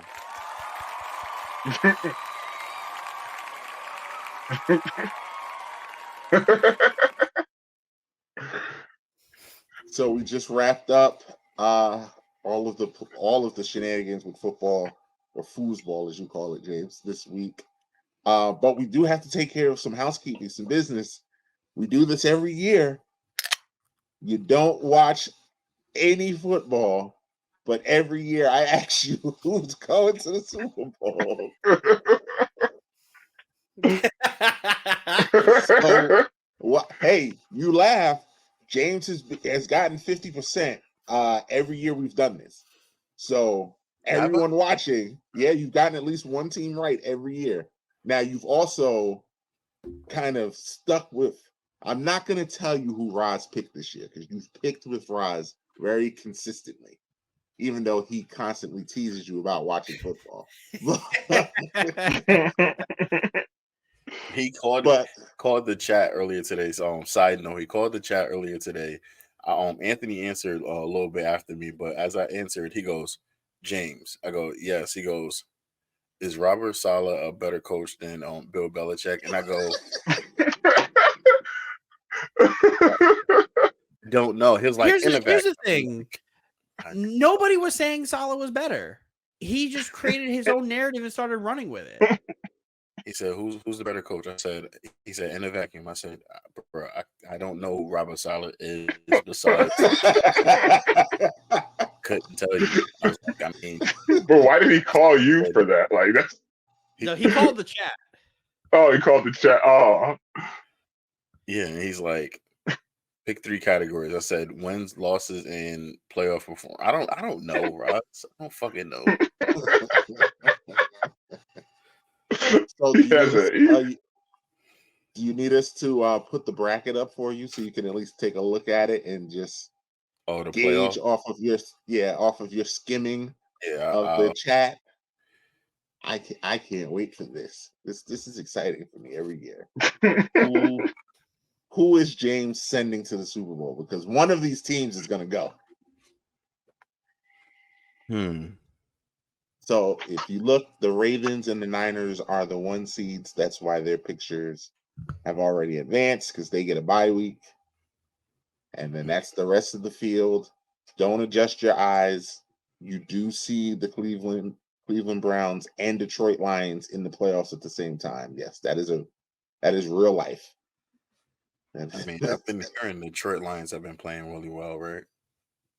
They have. They're the 3 seed. Oh, yeah, there you go. To the playoffs. All right, who do these guys got to go through? Okay. Who does the wild card play again? It'll depend on the seeding, so we don't really know yet. All we know is these right here. These are the matchups. So for the wild card round, these 2 are playing. These 2 are playing. These 2 are playing. And it's the same on the other side? Yep. Yes. Cowboys, Packers, Lions, Rams, Eagles, Bucks. This is what's always confusing to me now. I don't know, like so when the 1 and the 3 play, and then the 4 and the 5 up there? So the 4, 5, so the ones are here. They have a bye week. They're not playing anybody. They're going to play the lowest seed who wins. So when the Texans play the Browns, whoever wins that plays the Ravens? Not necessarily. Unless that's why Miami or Pittsburgh win. Because if Pittsburgh wins, they'll play Baltimore. Yes, and James, all of the teams that are on top, those are the home teams this week. All right, I'm asking for too many specifics. I'm gonna just throw all of the teams on top are the home teams, if that helps. All the top teams are home. This out way too long than I'm supposed to. All right, so I think Philly is gonna win the game against Tampa Bay. Oh, we're getting weekly picks. Oh, I got okay. you. I think Philly's going to win against Tampa Bay. Detroit will win against the Rams. Yep. Yes. And Dallas is going to win against the Packers. That's my 3 right there. And then I think the I don't know. The Texans will beat the Browns. I think Miami will beat Kansas City. Okay. And I think the Steelers will beat the Bills. Good Good pick. Don't tip your hand, Anthony. Don't tip your hand. From what pick. I've heard, nobody believes in Josh Allen anymore. That is true. That is true. And you still got Mike Tomlin, right? Goat. All right. And so that's cool for this week. Watch James go undefeated and put us all to shame. Then, but who's going to the big show? Who's going to the bowl? I don't know. I'm just gonna throw all right. This is an audio broadcast. I'm sorry, guys. We're gonna pick the Miami Dolphins against America's Dallas Cowboys. Wow. You talking about a ratings bonanza.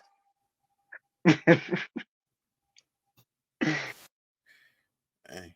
So, like I said, James always gets one right. Could be good for Cowboys fans. Could be good for Dolphins fans. Dolphins haven't been there since Dan Marino, right?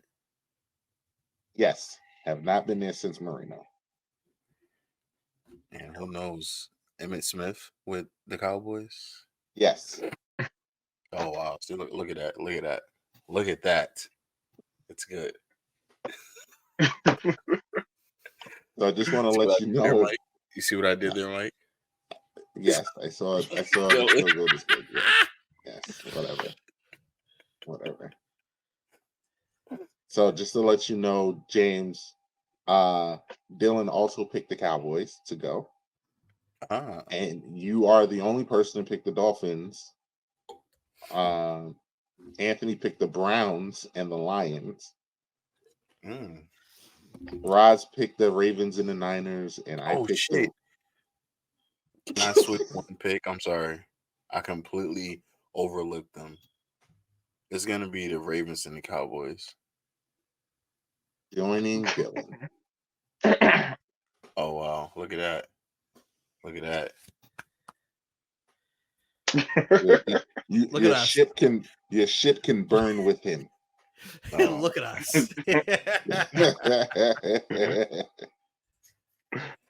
So there you have it. Ravens, Cowboys, Browns, Lions, Ravens, Niners, Ravens, Lions.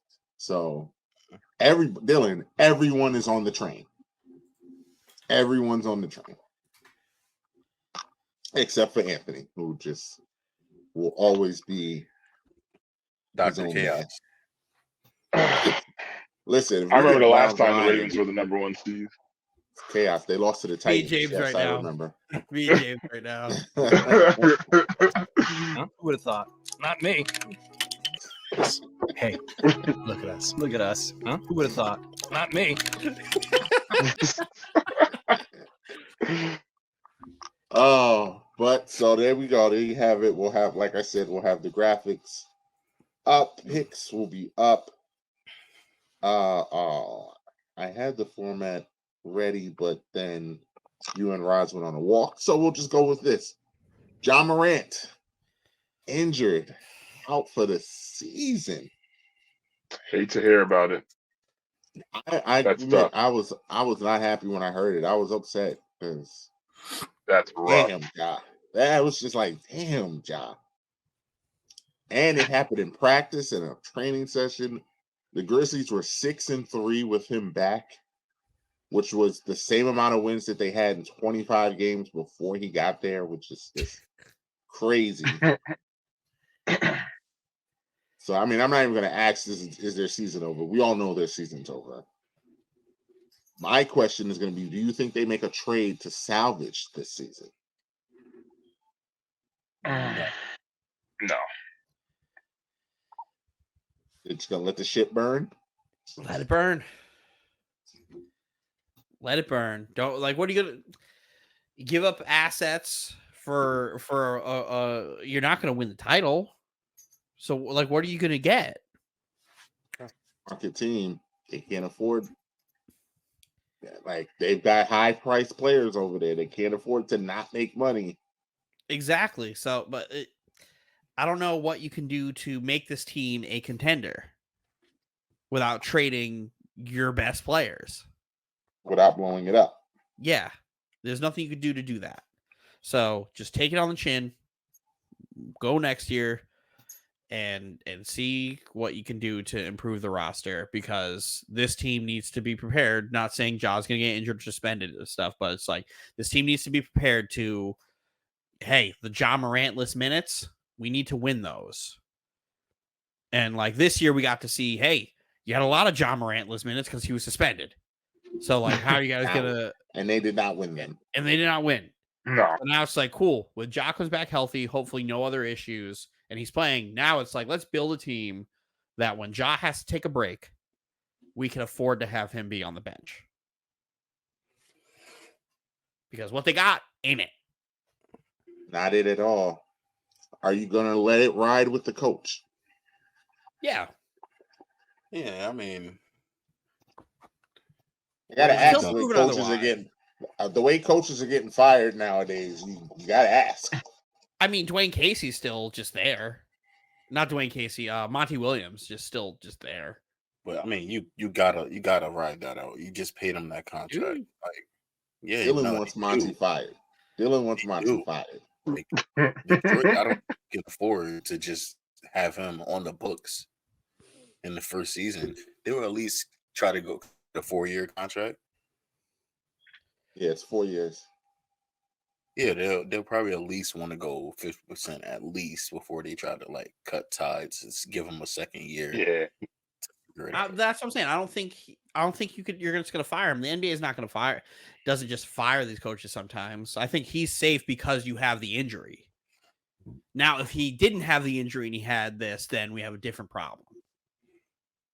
Different situation. It's not like the Darvin Ham situation where I thought that it's like, hey, maybe he figured it out. And then you have this run at the beginning of the season where they win the in-season tournament. Now nobody gives a fuck. That's what the Lakers' problem is. Yeah, they don't care. The problem is, They're I poor. think LeBron got them all like, hey, yep, we did this. We're going to win this. We're going to be the first people. And then they won it, and they're like, we don't care anymore. We're out. Figure out a way to ramp them up again. Season, man. Long season. Yeah. I think they will start to ramp up again after the All-Star break. I think LeBron will start building them up after the All-Star break again. Yeah, I mean, also the flip side could also be that they just had luck of the draw as far as like them riding a high of and beating the teams that they beat. They're like the type of teams that they got in the in-season tournament as well, and being able to win it that way. Like they ran into the Pacers, which is a really, really good team. But when you have AD playing the way he was playing that game and LeBron playing the way he was playing that game, they literally lost LeBron and AD that game. And so did every other team that they faced. They lost LeBron and AD, and now, like, you had your collective helping a little bit, but they were really riding a high, and that's what they were running to when it came to the season tournament. But it's a long season, and now teams are gonna, when they get to the second half, I feel like those teams are gonna also get a lot more serious. And it's just only going to get harder for that team. So who knows? The flip side, they may never bounce back from it. May not. But I think if LeBron and AD stay on the court, it's just like I literally like AD literally beat Toronto by himself last night. So Well, they're all maybe not by himself. Okay, yes, thank you. we will get to that in a moment too, Anthony. We will Right. get to another classic rant. It was like I said, it was a week in sports. It was a week. Yo, his eyes were popping out of his head, yo. But so yeah, I don't think they'll, if they could get a role player, because I still think I'm of the aspect, I don't think Desmond Bain is that good. Like, I think he is a role player that is masquerading as a 2 when he really should be a 3 or a 4. Like, in terms of best player on the team. Like, not 200 million, but yeah, he got the contract. God bless him, he got the bag. True. I don't know how we got that, but I don't think he's 200 million. You can't let. I don't think he can be. Yeah, they overpaid him. That's the problem. You can't let good players walk. But do you have to throw 200 million at Desmond Bain? The role players getting paid. The role players are getting paid. The same thing with Denver. They gave him Michael Porter Jr. 200 million. Like, how are these players getting? Michael Porter Jr. has the potential to be a 2 or a 1 if his back doesn't disintegrate. Like, but he's not there yet. Hey, we don't know yet. I think Bain and him have the same upside right now. I mean, obviously, yeah, Porter is on a better team. But how do you give 200 million for upside, like, in potential? Like, if I'm giving out 200 million, you got to be there. These guys come into the league at 18, Anthony. So yeah, but I'm not giving 200 million for 30. Like, what's but there's a difference in seasons for them too. Yeah, Desmond Bain is what, like 26? Yeah, he should be in his prime right now. Yeah, he's in the early portion of his prime, and he's a good two-way player, and he's a good shooter. Right now, do you give him 200 million? I wouldn't have given him 200 million. My question: if you don't give him 200 million, who are you giving that 200 million to? He's averaging 24 and 5 right now. There you go. 24.7, 5 assists, 4.7 rebounds. He is this is his 3rd year. He was drafted in 2020. Okay, so he's what, 22? 25. No, he's 25. Yeah. 25. And so is Michael Porter Jr. They're both 25. Yeah. But you think wasn't Desmond Bain a second rounder? No, the last pick of the first round. Okay, there you go. Close. But no. Close. Yeah. But back to something, James, you think Desmond Bain is better than Michael Porter Jr.? What's on Desmond Bain's averages right now? 24.7, 5 assists, 4 rebounds. He's playing much better than Porter Jr. Asked to do more. And he's shooting 38% from 3, career 41. That's why you pay him. Do you think he's better than Michael Porter Jr.? I made this statement on this pod before. Scorers get paid. They're gonna get paid. If they can put the ball into the basket, they're going to get paid. And this has been the trend of the NBA for years. So because he's putting 25 points, who else is gonna do it? And then, just like what Dylan said, you can't let him walk, so you pay him. Can't let him walk. So that $200 million that you're paying him, who do you pay that then? Nobody. You just hold money and not do nothing. Or you pay him $200 million, and he's a good piece in that team with Ja. He gets you your points. Really, at 38, and you tell him the role. You tell him, hey, we need you to do more, and he probably wanted to do more anyway. So you just tell him, if we pay you this, 38% from 3 is that high tier 3-point shooters, like high tier, like, hey, that's one of them elite shooters. Yeah, that 40% clip is high. But Mike has a question. I see it in his face. Go ahead. I'm just waiting because you still haven't answered my question. That is correct, James. You have is Desmond Bain better than Michael Porter Jr.? In his role, yes. If Desmond, Yes. if you swap them, does Denver still win the title? That is tough because all right. So listen, the reason why I say it's tough is because no. The reason why I say it's tough because just like you said, they aren't playing the same role. If you swap them, you'd be asking Bane to be a starter versus coming off the bench. And who do you sit? Because remember, Michael Porter Jr. is also 6'10". Mm-hmm. This adds to it. 6'10". If you were so, I'm going to answer this based off of us watching the finals, and we watched a lot of those games together. Michael Porter Jr. played bad in a lot of those games. He shot terrible because Michael Porter Jr. is a black hole. When he gets the ball, he's shooting it. Exactly. So now, if we go off of what you're saying, you put them in the same position, right? As far as like minutes, right, and usage rate. Now you got Michael Porter shooting way more than he normally does, and who knows if that turns out well for him? Because he's gonna shoot way more because he already shoots a lot now with the little bit of time he gets. Ooh. But the time that he gets, he's asked to be a catch and shoot player, which is not his strong suit. I think but if you were to put Memphis, Desmond Bane on that he team, would be able to create. I think if you put Desmond Bane on that team and you play different lineups around it, I think Desmond Bane adds more to that team as far as an efficiency standpoint goes than Porter Jr. did. It's just Porter Jr.'s length made it so he could have shot over fucking anybody. The problem is he just wasn't making them. And I think Bane is a better defender. But Porter Jr. is a more versatile defender. Yeah, that was also the problem. That's different. So if we're gonna go based off of switch everything better, or because you're comparing a 6'5" guy to a 6'10" guy. Well, his question was, do they still win? And the answer is yes, they still win. Yeah. If you swap them.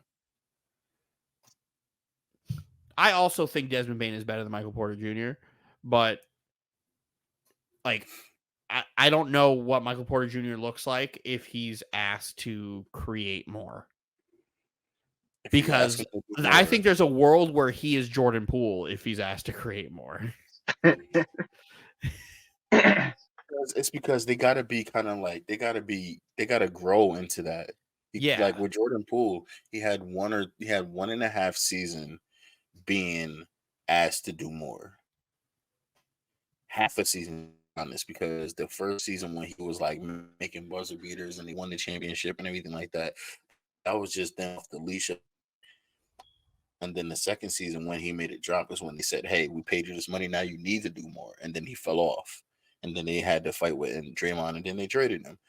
If he had more, it's hard to ask for certain teams to mold their players into the more realm slowly, because after you get out of that, once you get out of that rookie contract, it's like, all right, what's up? What y'all paying me?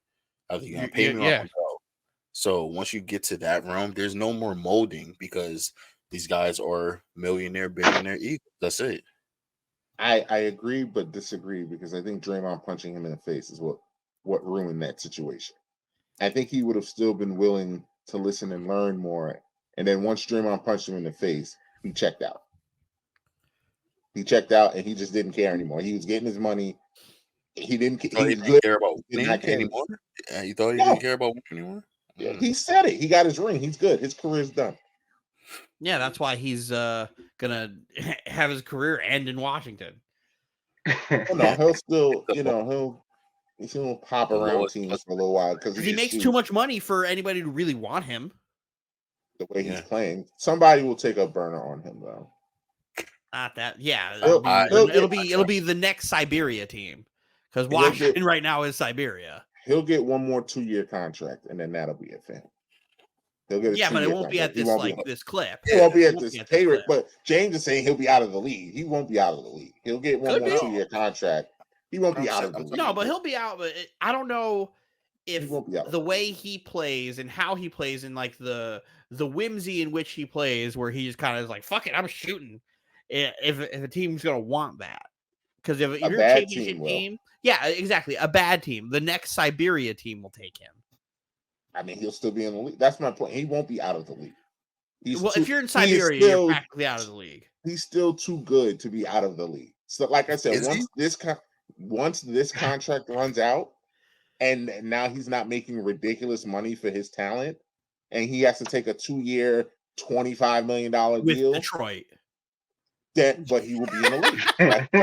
Regardless, he will be in the league. Like, he's not going to be out of the league. So but he will have a job. If you have a flyer taken on you by Siberia, you're practically out of the league. At that point, you're literally just collecting a check, trying to help this team get people into the building. A check. Is it not all checks are equal? Still getting a check. Still says NBA. What's homie name that played for the Pistons? Which one? Knicks. Oh, Alec Burks. Ask him if this is his last stop. I guarantee he probably tell you, yeah, this is probably his last stop. Siberia. But this is also Alec Burks, like 15 though. This is and he's currently in Siberia. But that's my point. Like, it's different. Like, unless you love playing for Siberia, like a crazy amount of time. Alec Burks has been in the league since like 2000. What, like 9, 10? He's been in the league for a minute. Like, that's why I don't know. Alec Burks, I don't think was a good example. I get your point, but I don't think he was a good example because 2011. Yeah, he's been in the league. Oh, wait a minute. I'm just gonna do this really quick.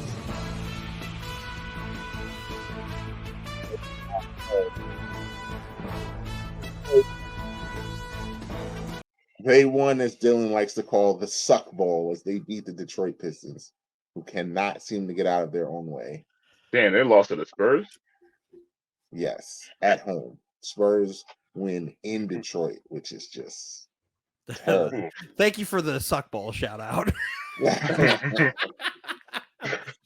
Terrible. Shout out to James's Kings, who were down 20 late in the second quarter last night to Detroit, and then won by 21 points. Yeah. Pistons, they put up a record first quarter, like 47 points in the first quarter, and lost. They were up by like 14 at halftime. Lost by 21 points. 5 consecutive turnovers in the fourth quarter. 5. You lose by 20. They are 3-35. They it was all ha jokes. Like, I'm really starting to wonder about this worst record. Like it's really looking like, yo, these dudes really might flirt with this 10-win thing. Like, it's a thing. Mike, I know they won like a game and ended that streak, but I stand on it that every time I like weekly, I go through, I'm like, how do they win another game? What are their upcoming games after this one? I can tell you. I have it up. Because goddamn, they can't beat the Spurs the same way. They have the Rockets. They have the Wizards. They're gonna win Friday. They're gonna beat the Rockets. They have the Rockets, Wizards, and they have Timberwolves, Bucks, Hornets. They gotta beat the Rockets or the Wizards. They gotta beat the Wizards. I think they can absolutely beat the Wizards. Is that in Detroit or in Washington? In Washington. I'm looking at it right now. Home court on a Monday afternoon. They're not. They have Charlotte coming up. They can win that. They play Washington, Charlotte, and Washington. They have a. They play Charlotte and Washington back to back after playing Milwaukee back to back. So after going Minnesota, Milwaukee. Beat the Rockets. I'm telling you guys, watch. But there's opportunities with the Wizards and the Hornets. There's opportunities there. Yeah, and the Cavs. I think there's opportunity there with the Cavs too. May have the Cavs fell off, man. I mean, their whole team exploded. But they're injured though. Their whole team exploded. So it's like they're all just walking there. Remember that episode of South Park where they told you if you held in your farts, you would spontaneously combust? That's that's the Cavs. They all just held in their farts and they all just like set on fire. I mean, they're still 21-15 though. Yeah, they're still good. They're still 21-15. But it's still a team. But I hey, agree. that's a winnable game. Is Garland healthy? No, Garland's got like a broken jaw, right? Broken jaw. Oh, yeah, damn. he broke his jaw. Put a hit out on him. Yeah, no Garland, no Mobley. I don't know when Mobley's coming back. He had surgery on his knee, so I don't know if his season is over or what. I don't know what's happening. Was it meniscus? Maybe. I don't know what the surgery was. I just know he had surgery on his knee. 8 weeks. So 8 weeks, James. 16. Yeah, so it's probably meniscus, Anthony. It's probably meniscus. So, but that's still 2 months. He's not coming back till March. So, and when he comes back, how is he actually going to be? And he's not going to be his 100% self. Who will he be playing with? Because Donovan Mitchell might not even be there. Donovan Mitchell's just screaming every day he goes to work. Save me! Every time I hear his name, it's always trade. He really. I love the fact that he wants to come to the Knicks so bad. I love. Yeah, but they already said Knicks brass already said that they were not trying. The Knicks don't want him. It's crazy. Yeah, we don't want him. The Knicks don't want him. He wants to come to the Knicks. You can't trot out a backcourt. They're trying to. That's what I mean. You can't do it. They're basically trying to find a quick replacement right now. Like that's what we're trying to do. I think Jordan Clarkson's going to be a Knick. Jordan Clarkson's going to be a Knick. I'm calling that right now. Jordan Clarkson's going to be a Knick. I don't hate it, James, but I don't love it. Because you get back some of the production from you could get the point production back from him. You're not going to get the defensive production. That's why you get out quickly. But watch. He's going to drive Tibbs crazy. I don't want that. Yeah, but if you could, Jordan Clarkson gets you exactly what you kind of need on the offensive side without having to give up a lot. Yeah. Zach LaVine is going to have you give up something that you're just going to be like, I really wish we didn't. I just wish they'd just wait now. They got to do something, though, because they got to get Fournier off. They got to get something for him. So they got to flip him. So. Oh, God. Listen, I know we all weren't really fans of this OG Anunoby trade off rip, but I said right off rip that I think he's the perfect Tibbs player. He is the perfect Tibbs player, and this was definitely a move for a playoff, so you can get somebody to really just follow around your bigger forwards. Your Tatums, your Browns, your Butlers, your whatever it is. You're not going to get you could probably get the 16 to 18 or 16 to 20 that you're getting out of RJ and have a spot up shooter. But he's doing that too. It's the quickly production you lose. Yeah. Right now it doesn't seem like a problem. But it will become a problem. It will become one. Yeah, when we start to get ticky-tack injuries and we need to go into the depth, we're gonna look for scoring and we're not gonna have it on the bench. I think Malcolm Brogdon's also we need McBride to step into that, and he did with a couple, but he's one dimensional. He's not gonna be able to give what quickly gave. I don't think he can create off the dribble. He can shoot. I don't know if he can create. Yeah, y'all aren't done yet. We're having financial contract situation quickly too. So, I knew we had to get rid of quickly because the money he would have asked for would have been like, we just can't afford to keep paying everybody. Couldn't sign him this offseason. He wanted more than we were willing to give him. Not afford to keep paying every role player. Quickly wanted starter money, and the Knicks didn't want to give him starter money. Yeah. So that's we just gave Josh Hart like $80 million. And they gave Josh Hart a lot of that money. Dante DiVincenzo got a nice contract. And then there's so much. There's just you can only give away so much money. And I get you want to keep your team together, but you can't just pay everyone. So I get it. I like the RJ thing. You could have just swapped. You could have found a way to just swap RJ and OG. You could have found a way. What's crazy? We could have gave him a way. Give up the first instead of the seconds. Give up the first instead of the second, and keep quickly. And I'm sitting here screaming, the Knicks are going to the finals. I said that in the chat. I said, give up instead of giving up that, just give up a first. Now it's like if you guys were in the market for a superstar, you now have to get rid of all of those first-round picks and then Julius Randle, as opposed to add to Brunson and Randle. What do you think about that? Out of his mind. Well, Anthony's all for it. Anthony's all for that. Depends on who we're talking about. Because then it's also like none of us really know if OG is going to opt into his player option. That's the thing. That's it frees up money. That's also the scary part. I think this is also like big brain offseason move. It's big brain offseason move where it's like, hey, even if OG doesn't stay, we just freed up all of that RJ Barrett money and all the OG money. So it's like we can play around in free agency. But if he opts in just to collect that money, it's like, I'm not going to re-sign. You now have a very valuable trade piece. So then it's like, cool, you lose the Tibbs player. It's like, but what can that turn into?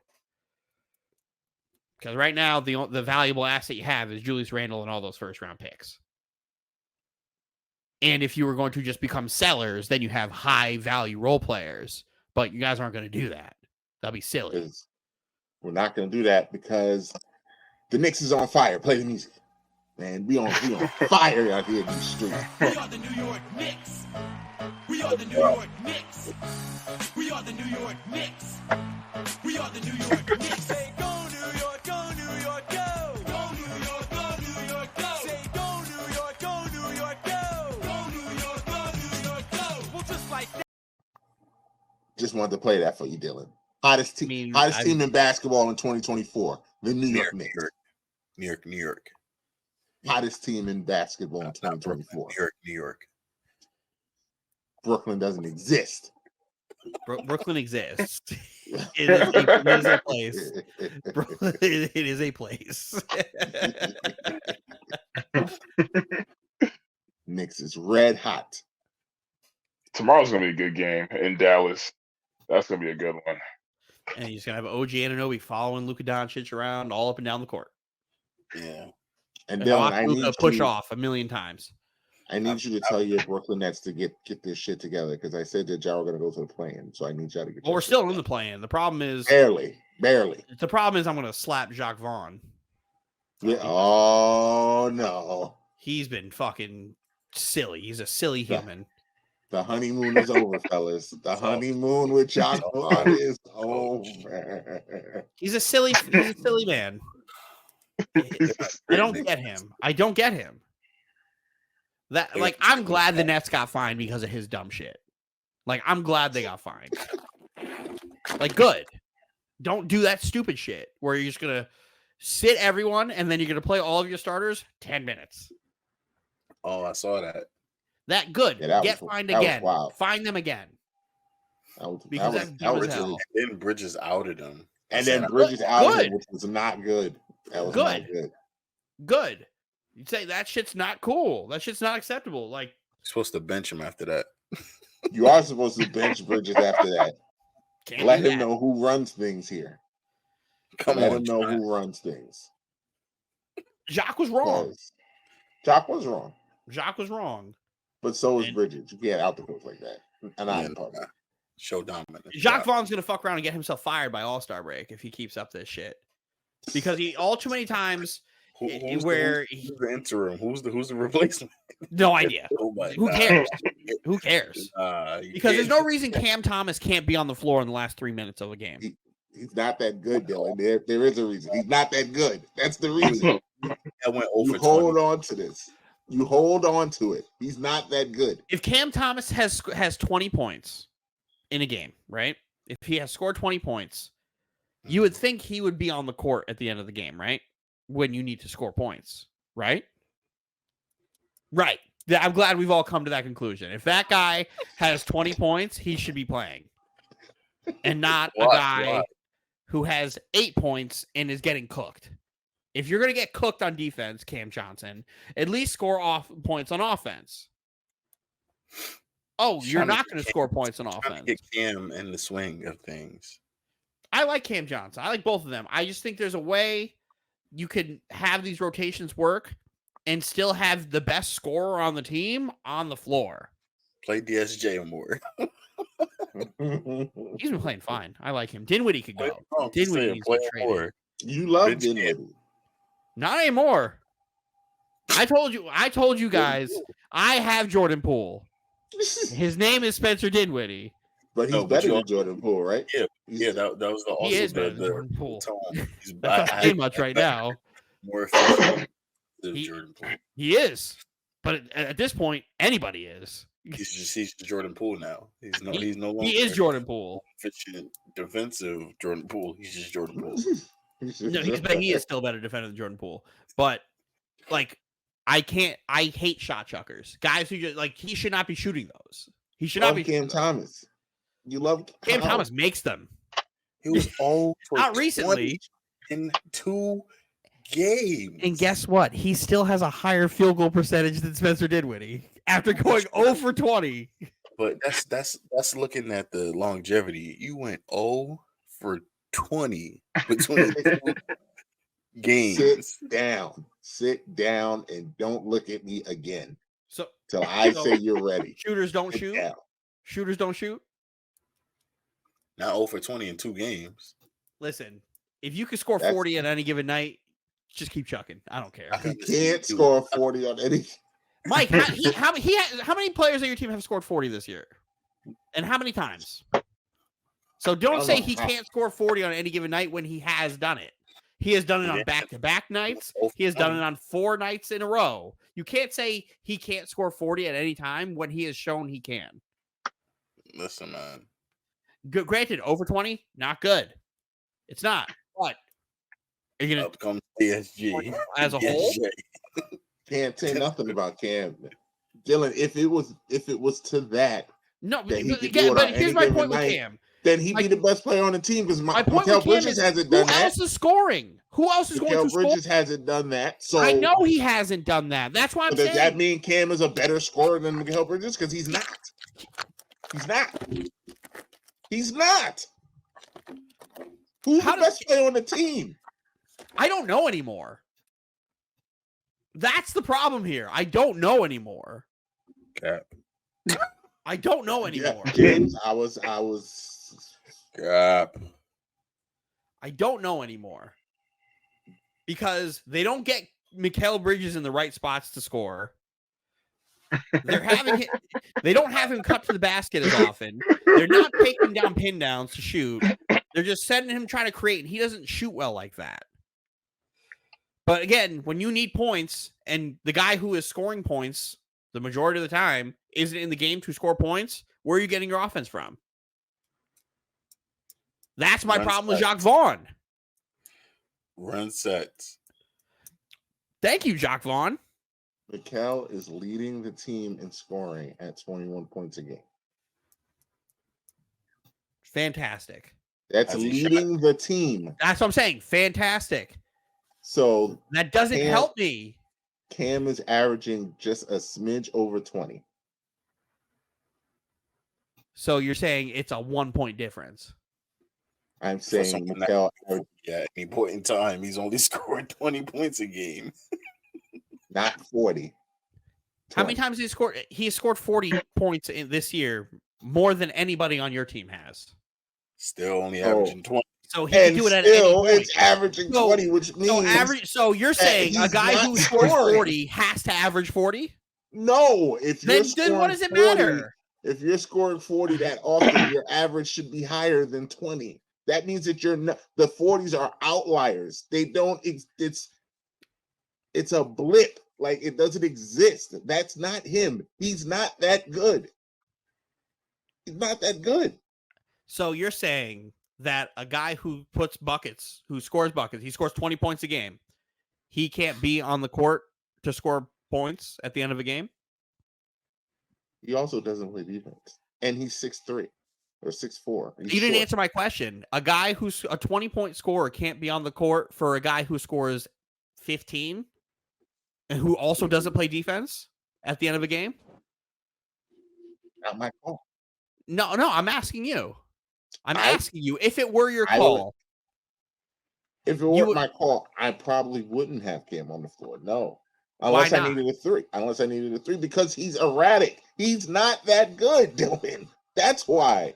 I'm going to have my best players on the floor. He is not that. So what is Cam Johnson, besides just shooting 3-pointers? Because that's Cam Johnson. What does Cam Johnson do better than Cam Thomas? He also makes us a better defensive team because he's bigger and can switch. Yeah, but he's not good on defense. That's the thing. He's a versatile defender who is not good on defense. He's not. So what are we doing here? Oh, yeah, he's a versatile defender. Yeah, because he just is there? So if I'm going to have a 6'10" guy who's bad at defense and can't score that good, just give me the 6'3" guy who could score better than him. Is he bad on defense though? Yeah, but at least you're getting offense. You said it earlier. Guys get paid to put the ball in the basket. Does Cam Thomas put the ball in the basket better than Cam Johnson? Not scoring. He averages 20 points a game, so he's scoring, right? Yeah. There we go. Thank you. But you'll have Dinwiddie come up and just take 3 half-court threes in 45 seconds just because. Cam Thomas can take that shot. Fuck it. Have someone else take the shot. Have Nick Claxton shoot that shot. If that's what we're going to fucking do. Dylan, I'm looking at his stats. In October, he averaged 33 points a game. In November, he averaged 23.7. In December, he averaged 19.7. You know he was injured. He was injured and missed like 3 weeks. All right. That's what I'm saying. If you're going to do that, you got to know. All right. And again, he's still in all of those. He averaged more points than Cam Johnson. So, like I said, so you think he's the best player on the team?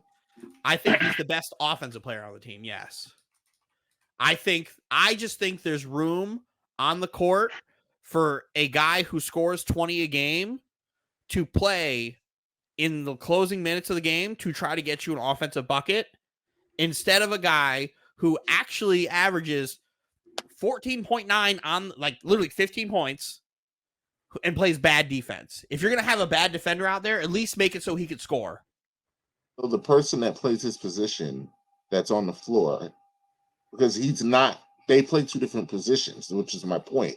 And you can adjust the rotation for it.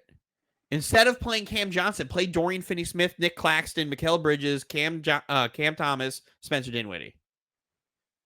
Dorian Finney-Smith. Mad at. I am mad at him. I told him he could go. I said he could go. Be screaming for, because that and it feels like Dennis Smith Jr. is taking a lot of his minutes too.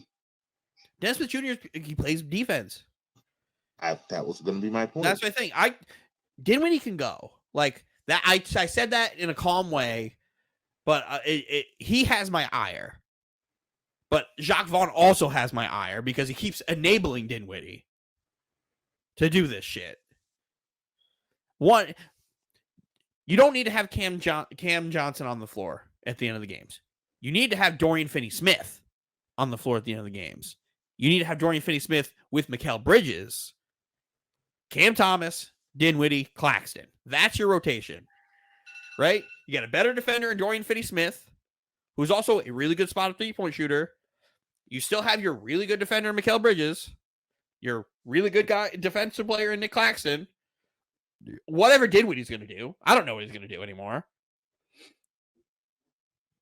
I'm saying there's a spot on the end of the game for Cam Thomas.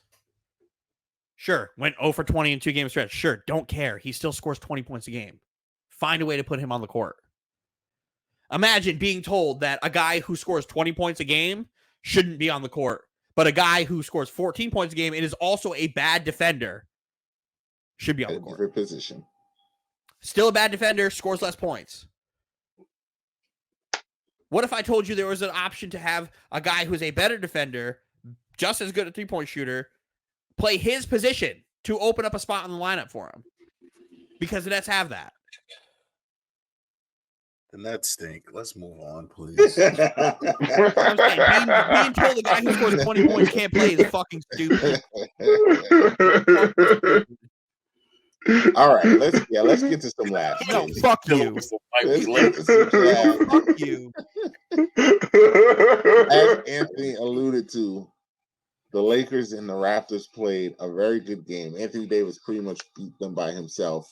But as Anthony said, he did have help from the referees. A lot of help. I will say that offensive foul that they called on RJ, that was a bad call. Oh, that's a bad call. That's a tough call to I mean, it didn't lose them the game, but I mean, it all but ended it all but ended the game.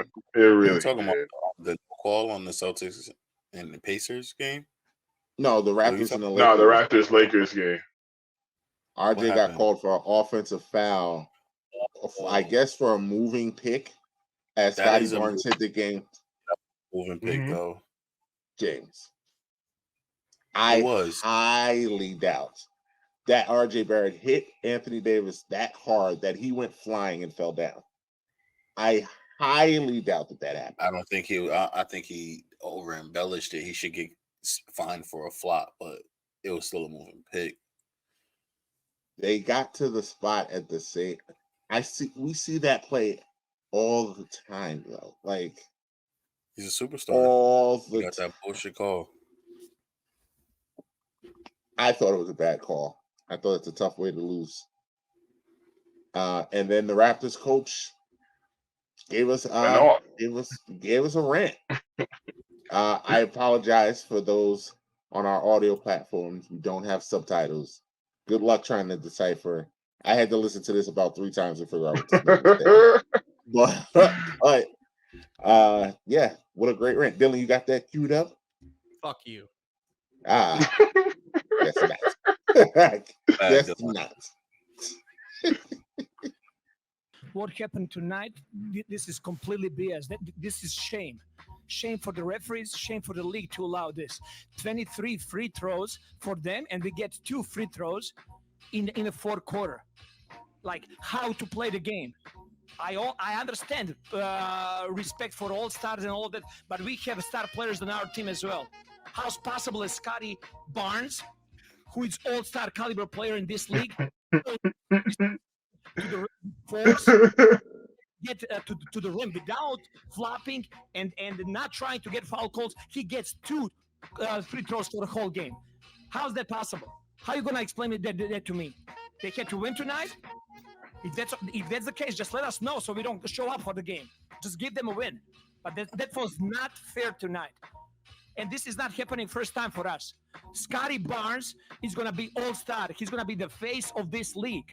And what's happening over here during whole season, I've been holding it back. It's a complete crap.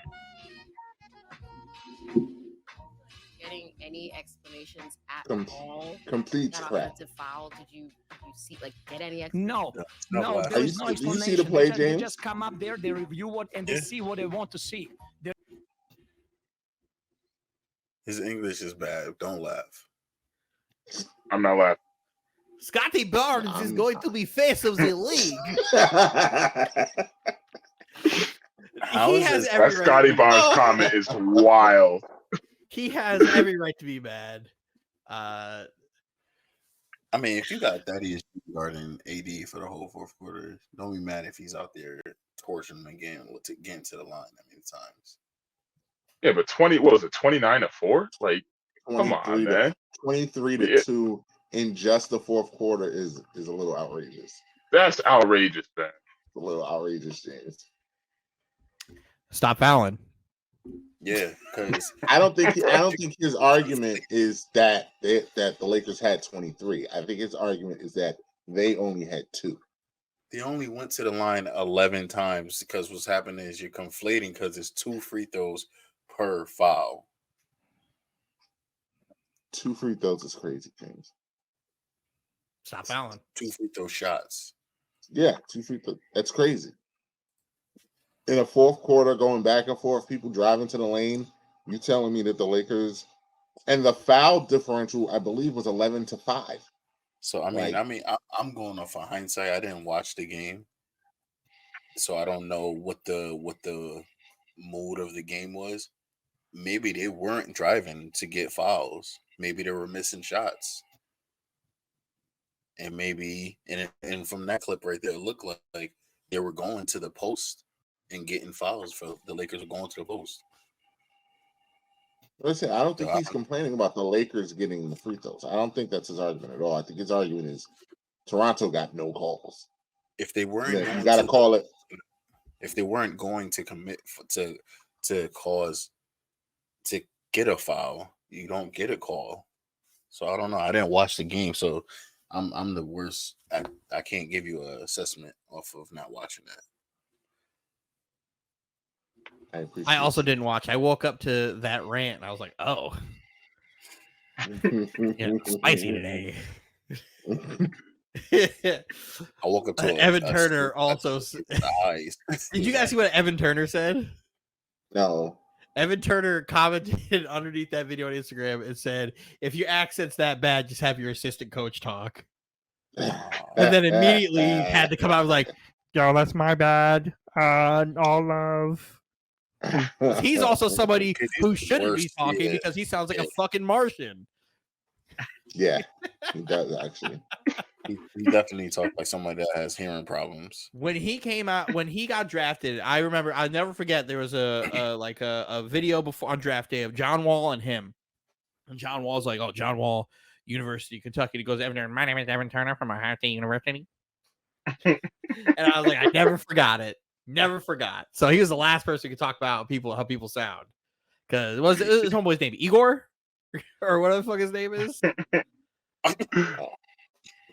What's the Raptors head coach's name so I can show him a little Darko, I think. Darko.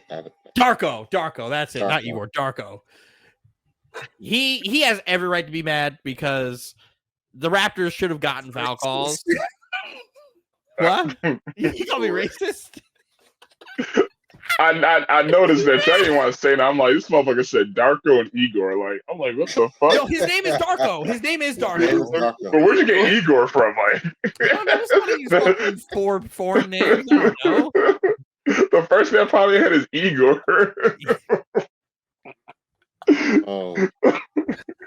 I don't know, but just you saying that just didn't sound right to me.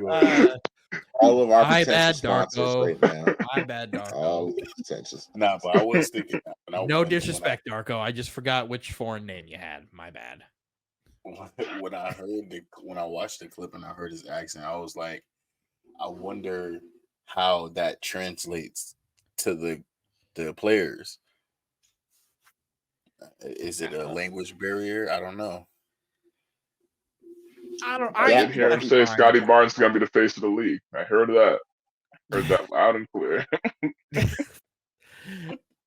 I think because basketball is universal, so I think that's fine. I think the players respect him enough and all of that. Do I think he got laughed at by everybody else in the league? He absolutely got laughed at by the. That's because the NBA is xenophobic, like Mike. But I didn't call the man. I didn't do that. I messed up his name. I didn't tell him to fucking leave. I didn't do it. But he has a point. That's absurd when there's that many foul calls. But again, toss it up. It's a regular season game. You move on, man. Stop fouling. Get mad at your players for fouling. Tell that loser RJ Barrett to stop fouling.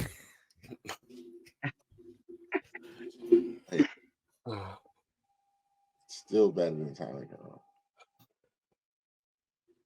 I don't care. You don't have to defend him anymore, Michael. He's gone. It's just a fact. It's just a fact. He's gone, Michael. Tyler Hero.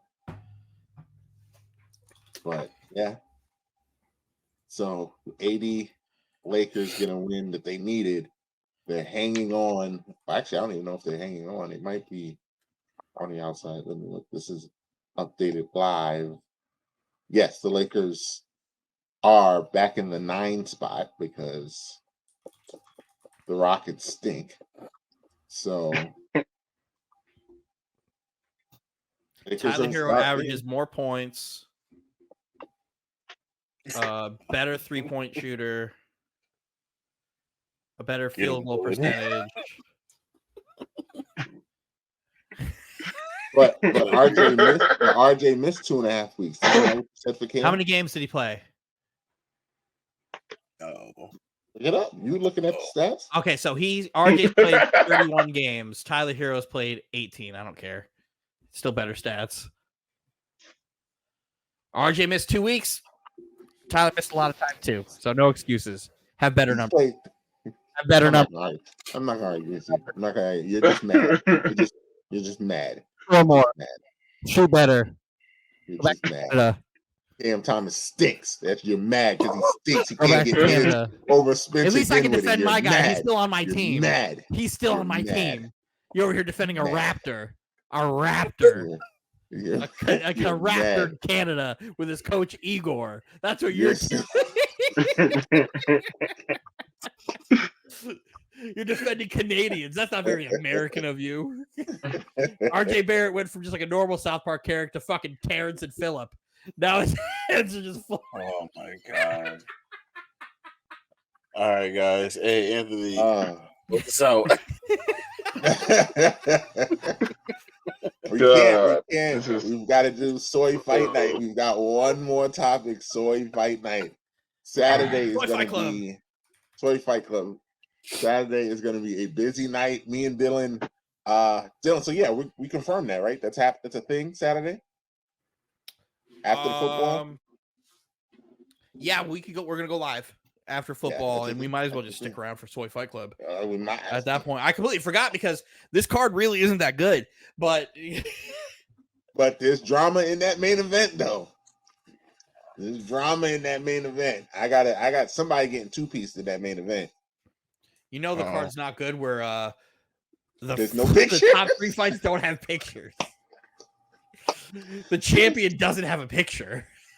So you're saying yes. So you're saying we're not going to be betting Gatorade on this? Is what you're saying? Depends. Sean Strickland loses in the second round by a knockout. Yeah. Wait, whoa. What, James? Strickland loses in the second round by knockout. Oh. I was having this conversation with my brother last night, and I could not remember how to pronounce Duplessis' last name, so I just started calling him. So I just started calling him Duce. So that is now his name from now on. It's just Duce. It's Duce. And I'm the one who's got the problem with names. Duce. So James, second round knockout. I mean, I'm not mad at it. It's actually, I'm kind of leaning that way also. I think it might be first round, but I wouldn't be surprised if James nails that on the bullseye. I'm not picking that fight. I don't care. You don't want to pick these? I don't care about those two. Neil Magny's going to win, though. Neil Magny is going to win. He's going to I'm picking Raquel Pennington.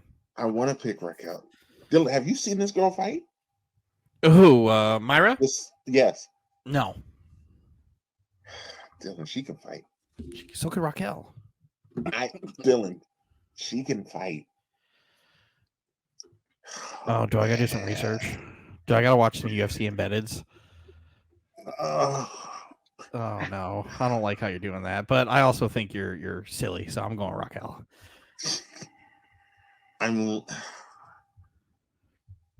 My brain is telling me Raquel's gonna win, but boy, she gonna have her hands full.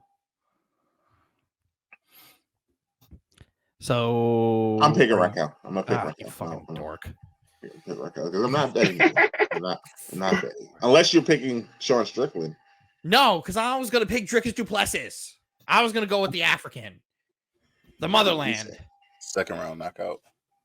I don't think Strickland's that good. I still don't know how he. I still don't think he's that good. I know he. I don't know how he beat Izzy. I don't know how he beat Izzy, James. I don't know how it happened. I don't know how that happened. I don't know what that was. I keep on saying he stopped throwing punches. He got caught and then he was scared. Yeah. I keep asking, was Izzy hurt and no before the fight or in the fight? No, he got hurt in the fight early. He got hit hard and then he stopped in the first round. Yeah. And I was just like, he's just walking around scared. And Sean Strickland just throws punches standing up. He just Straight. walks straight. So, like, how do you just beat the dog shit out of the boogeyman with that one right hook to clean him up, and you lose to Sean Strickland? Come on, man. He was talking shit after that. He was saying, That's just Sean Strickland. He's like, that was the easiest fight I've ever won. I don't know if you've seen any clips of Sean Strickland, but he is a wild boy. Yeah. He's in these streets. He is a wild boy for the things that he says. He does not care. He is a walking just like problem. Keep a live mic away from him At all times. At all times, because Drunk, he's sober, throwing every F word you can think of. Yep, that one too, and then that one. Yeah, everyone. I've heard him say all of them on live press conferences multiple times. I've heard him say all of them.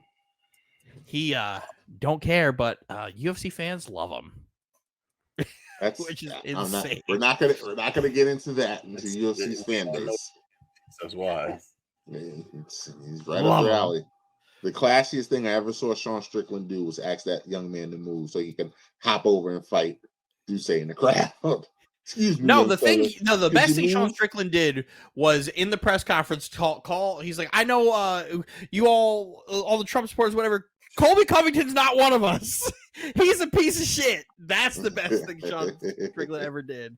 Colby Covington's actually a piece of shit. And I'll beat the shit out of him. That's the best thing he did. Nobody likes Colby. Colby's fake. The only person who likes Colby is Donald Trump.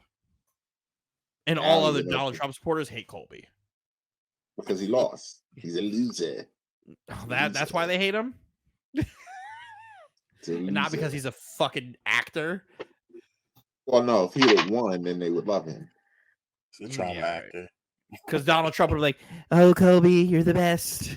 Yes, that was. Thank you for winning in my presence. Like you telling me that if he hadn't beat Leon, that Trump wouldn't have gotten that cage.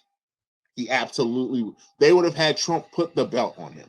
Trump goes to every UFC event, though. He is there.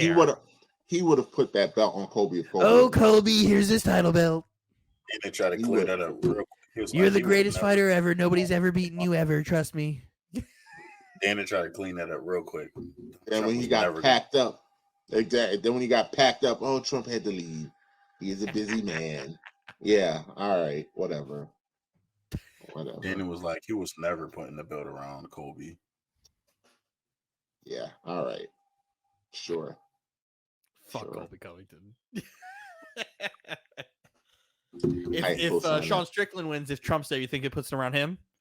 No, because Trump's not going to be there. Where is this fight? You know what? I don't even know. Oh, it's in Canada. Yeah, Trump's not there. Oh, yeah. He's not there. No chance in hell there. So in Toronto, Trump's not anywhere. That's not America. America. There you go. Soy Fight Night will be live for a post game. I guess is this considered post game live then for the playoffs? It would be. Would it be post game live or would it be Sunday the Night Bretta Boys Barretta? recap? It'd be Bretta Boy recap. Yeah, I guess I'm guest starring on your show. Your honorary Barretto boy. Look at you. I will be. Okay, that's fine. All right, guys, welcome to the Soy Podcast Politics Corner. Mike's here to talk about his boy Vivek Ramaswamy. Go ahead. No politics on this show. We will not do it here. As Kevin Hart says, I'll talk to you off air. Talk to you off air. Anthony, before we go, we're already at 2.5 hours, so we might as well just. Do you want to talk Cat Williams? Do you want to do that before we go? No drama on this pod, man. We just talk about sports here, man. We just do sports here. The only topic we're going to talk about. We're not going to talk about the other one you want to talk about. He was on Shay Shay's show. I mean, he's a sports guy. He's a Hall of Fame tight end. Yeah, but the top 5 pod is That episode was clearly not. Clearly, no one's talking about sports when it comes to that episode. So, all right, well, that's cool. So let's wrap it up. Everyone, thank you for watching. Make sure that you hit that like, share, subscribe button, hit that notification button so you can know when we go live, like we will this weekend after both NFL at Super Wildcard Weekend. You can follow us on all podcast platforms, wherever you get your podcasts. We are there. Apple Podcasts, Google Podcasts, Spotify, YouTube, Twitch. Follow the Instagram page. Everything. We are there. Amazon Music, we're on there too. iHeartRadio, we're on there too. I'm him for this week. Who wants to throw it? Who wants to start? I'm him this week. Who's ready? Anybody ready? Nobody's ready. We do this. Are you ready, Mike? We do this every week, and no one's ever ready for I'm him. It's amazing.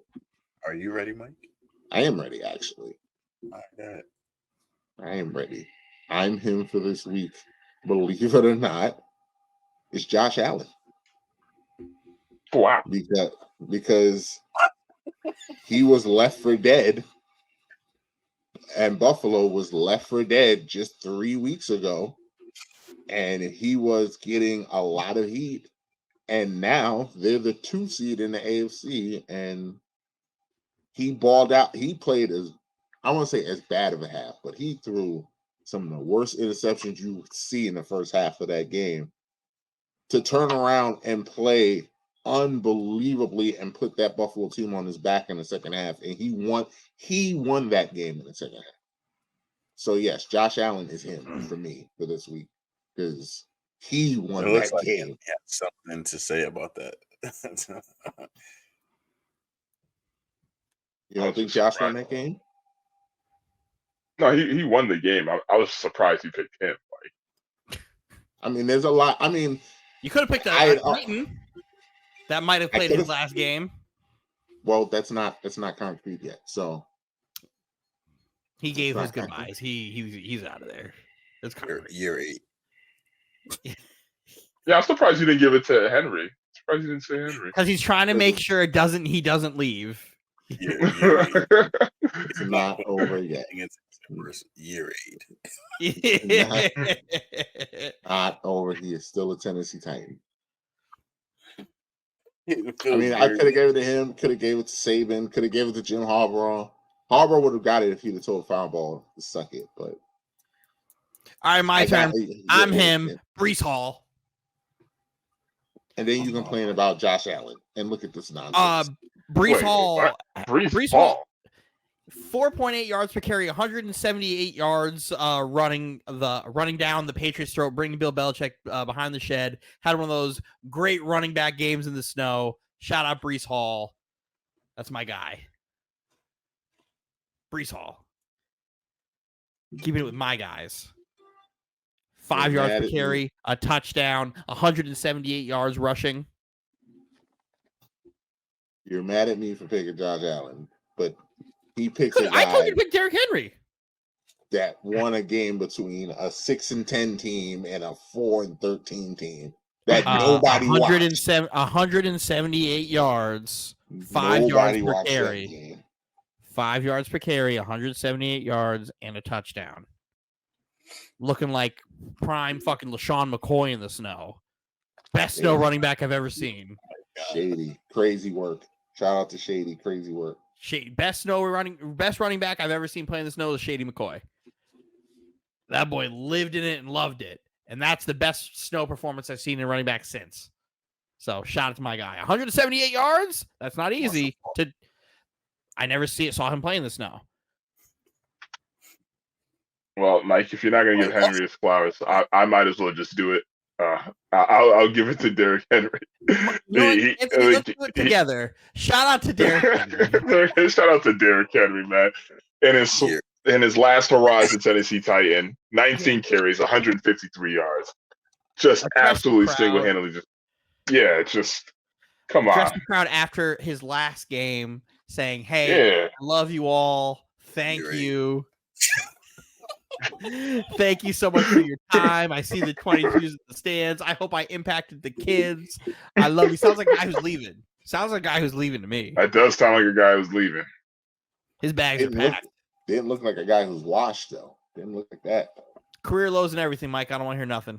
Didn't look washed to me. Listen, I said Tom Brady was washed last year after having career lows and everything. I'm keeping it consistent. I said Aaron Rodgers was washed last year having career lows and everything. I'm keeping it consistent. Derrick Henry had career lows in literally everything. Still is a top 10 running back in this league. Washed. You know, he still didn't have as many all-purpose yards as Brees Hall. I heard Mike say his argument to that was usage rate. Maybe he didn't get used because he's washed, as shows by his numbers. Yeah, you want your cake, have your cake and eat it too. I know. Cry about it. He's leaving. Tennessee didn't use him because he's washed, but that his usage rate was down. Like, okay. Because he was washed. Because he's washed. So both I see old man. I know old man when I see it. Then I've also seen you say in the chat the Titans should be ashamed of not using Derrick Henry. And then I said afterward, because me and Mike had a conversation on a Sunday one time before the gym, at the gym before the Titans game. No, after the Titans game that was in Europe, I said, man, if he's washed or not, they still should use him. Makes no sense. It just makes no sense. Washed to be on the team next year.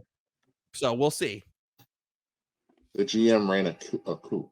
So the GM thinks he's washed. Got it. But the owner might bring him back. Right. New coach might bring him back. New coach. The GM who's in charge of financials, who was trying to trade him. That guy. Depends on what Derrick Henry wants to do. Maybe he just wants to be a Titan. Maybe he'll take a pay cut. If he wanted to be a Titan, he wouldn't have said goodbye to everybody. I must say, Mike, I've said this earlier in the season of this year's pod that the Titans have fallen from grace this season. And I know you keep on saying it's the coach and the GM, but I remember last year. It's not the coach, it's the GM. Game away from getting to the Super Bowl, and this year is like we're not even making the playoffs. You know, we went this whole pod not talking about how Mike Vrabel got fired. Horrible. and everybody here catch smoke but Michael about how Mike Vrabel got fucking fired. Because no one can understand it. It makes no sense. I guess you want to look at it from an offensive standpoint. Yeah, I could see a point being made there, but other than that, I mean, the resume speaks for himself. I mean, was it 4 straight years in the playoffs? How many straight AFC South divisional titles? 4 straight division titles. 4 straight divisional titles. But Roz thinks he stinks as a coach because he didn't win a championship. So that's the crazy thing is Roz said Mike Vrabel's a bad coach, but is arguing for Bill Belichick's coaching resume without Tom Brady, which is a losing record. And he's over saying Mike Vrabel's a bad coach who has a winning record, division titles, AFC championship games. Bill Belichick has a 4.5% win percentage as a coach without Tom Brady. Roz said that Mike Vrabel is Rex Ryan. That's what he said. What? Yes, he said that. What? That's why I don't take anything Roz says sometimes seriously because he's just silly. What? Did he really say that? Yes. No. But then proceeded to say that Vrabel's available and the Jets should go after him. The Jets should go sign him. Yes. That also happened. Disrespecting the man. God. And then said the Jets should go get him. Because, okay. But that's really more so him just like displaying his hatred for his Robert Saleh, though. He gives everybody grace. Like, but Belichick, he won with Brady. Yeah, without Brady, he lost. Maybe we should give Saleh the same grace of letting him play with an all-time great quarterback before we just like throw him away. You know, because Jets have like a good defense and just really, really good quarterback that could have helped. That would have helped a lot. I mean, like I said, I get where he's coming from, though. He's frustrated. You know, he wants obviously his team to start winning. I've only known Roz with Saleh. I feel like if any coach comes in their first year they lose, he wants them fired. That's exactly the vibe he gives off, and I'm not with that. I mean, he's got a short leash, man. I would see his track record. I mean, He wants he Super wanted Bowl or Vogel. bust. He wanted Vogel fired. He's already his leash with Darvin Ham is starting to get. It was already evident within the first 2 weeks of the season. He's already on Darvin Ham. He hates Salah. He hates Salah. He hates Aaron Boone, but Aaron Boone needs to be fired. But another day. Roz has a track record with coaches. It is what it is with Boone. So if he roots for a team, guarantee you he hates the coach. Guarantee you. And the GM for the most part. He has a love. Some days he loves Joe Douglas. Some days he hates Joe Douglas. He dragged Joe Douglas a few weeks ago and then had the nerve to be like, Joe Douglas stinks. Like, man, it's amazing what goes on in the chat, guys. You guys just have no idea what goes on in the chat before we get to air. So much nonsense. James, do you have an I'm him before we get out of here? Yeah, and this is going to come off surprising to few. What did he say? I said Derrick Henry. You're right. OG Anunoby. Hey.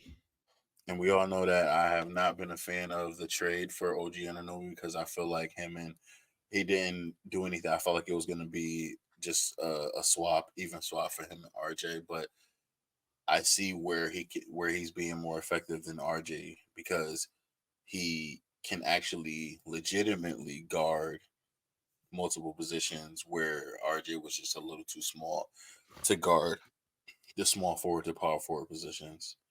So I see that, and I mean he's being a lot more efficient.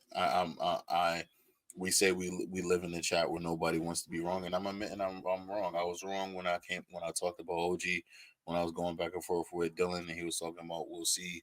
We don't know how OG is in a more efficient role or in a more bigger market, minutes. Not even the market, but just more minutes in general as usage rate versus what he was getting in Toronto. And we're seeing it, and I was wrong. So OG Anunoby, and we know this is only a handful of games. And I also think that I'm nervous for this because we never know. He might be just playing for his contract. But so, OG, they say. All right, you guys have goodbyes. Y'all want to solos? Nah, man, close us out. Close us out, Anthony. Yeah, we're on a all-time high here, getting a pod done before midnight. So, but we can't. But we have to be fair. Yes, go ahead, Anthony. Fantasy Focus. Oh yeah. 2024 fantasy football champion. What is it? Sin City Sleepers. Wow. Sleeper. I apologize. What the fuck's a sleeper? Shut up. Yeah. You have the floor, sir. You have the floor. This is what we call redemption, ladies and gentlemen. Last year, I was wrong. I was screwed. I was cheated. And I said to myself, I wasn't going to let this slide. And I kept saying I wasn't going to let this slide. And what did I do? I came back with a vengeance. I put weekly beatings on every single person in that league. I had to survive the wrath of Gabe Davis. And I came out on top. Your boy came out on top. Fantasy champion. And I will be getting my title though very soon. Yeah, I'm gonna work on that for you. I'm gonna work on that for you, Anthony, because just for people who don't understand, Anthony won the consolation bracket in week 18 last year and then got mad that there wasn't more fantasy football. No, that's not what happened, dude. Don't lie. Don't lie to the audience, dude. You didn't make the playoffs. You beat me because Joe Burrow didn't play, and you won the consolation bracket. You're still running with this narrative. Still running with that narrative. And then you got mad that there was no more fantasy football. That's your story and my story are different. I'll just leave it at that. I also looked up the definition of seeper. A gradual leaking allowing the seepage of liquid. Did you just forget the L? No. There's a whole story behind that. And I don't want to. That I don't want to know. Yes, I don't want to know. I don't want to know. Anthony, I will. Once we get the dues from the league, we will talk and we will get you your choice of either a belt or a chain, and you will be able to proudly showcase it on the pod, which I know you will. In other news, because of this, I don't want to say fraudulent, this weird rule that y'all forced in here. What are you forced in here? Steven should have been last place. Steven should have been last place. He had the worst record in the league. But it turns out the consolation bracket determined final seedings. Mike Ortiz. Mike Ortiz. Dylan, were you last because you lost to Anthony? I was not in last. No. Did you lose? I won in my constellation bracket game, James. If you're wondering, when they was trying to hype it up so bad, first to worst, no, clutch time win.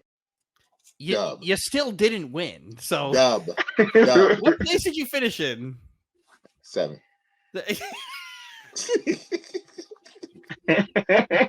Dub. That's all that matters. I didn't finish in last. I informed Mike Ortiz tonight. He is not happy about it, but yeah, he was in the last place game. Like the winner was 9th place, loser finishes in 10th. He's got a wheel spin. I can't wait. I have to be there for that. I love you, Mike Ortiz, but I gotta see that. Speaking of wheel spin, where is DJ at? Where the fuck is DJ at? DJ owes me a fucking wheel spin. I'm posting this on Instagram, DJ. You owe me a fucking wheel spin, DJ. What's good?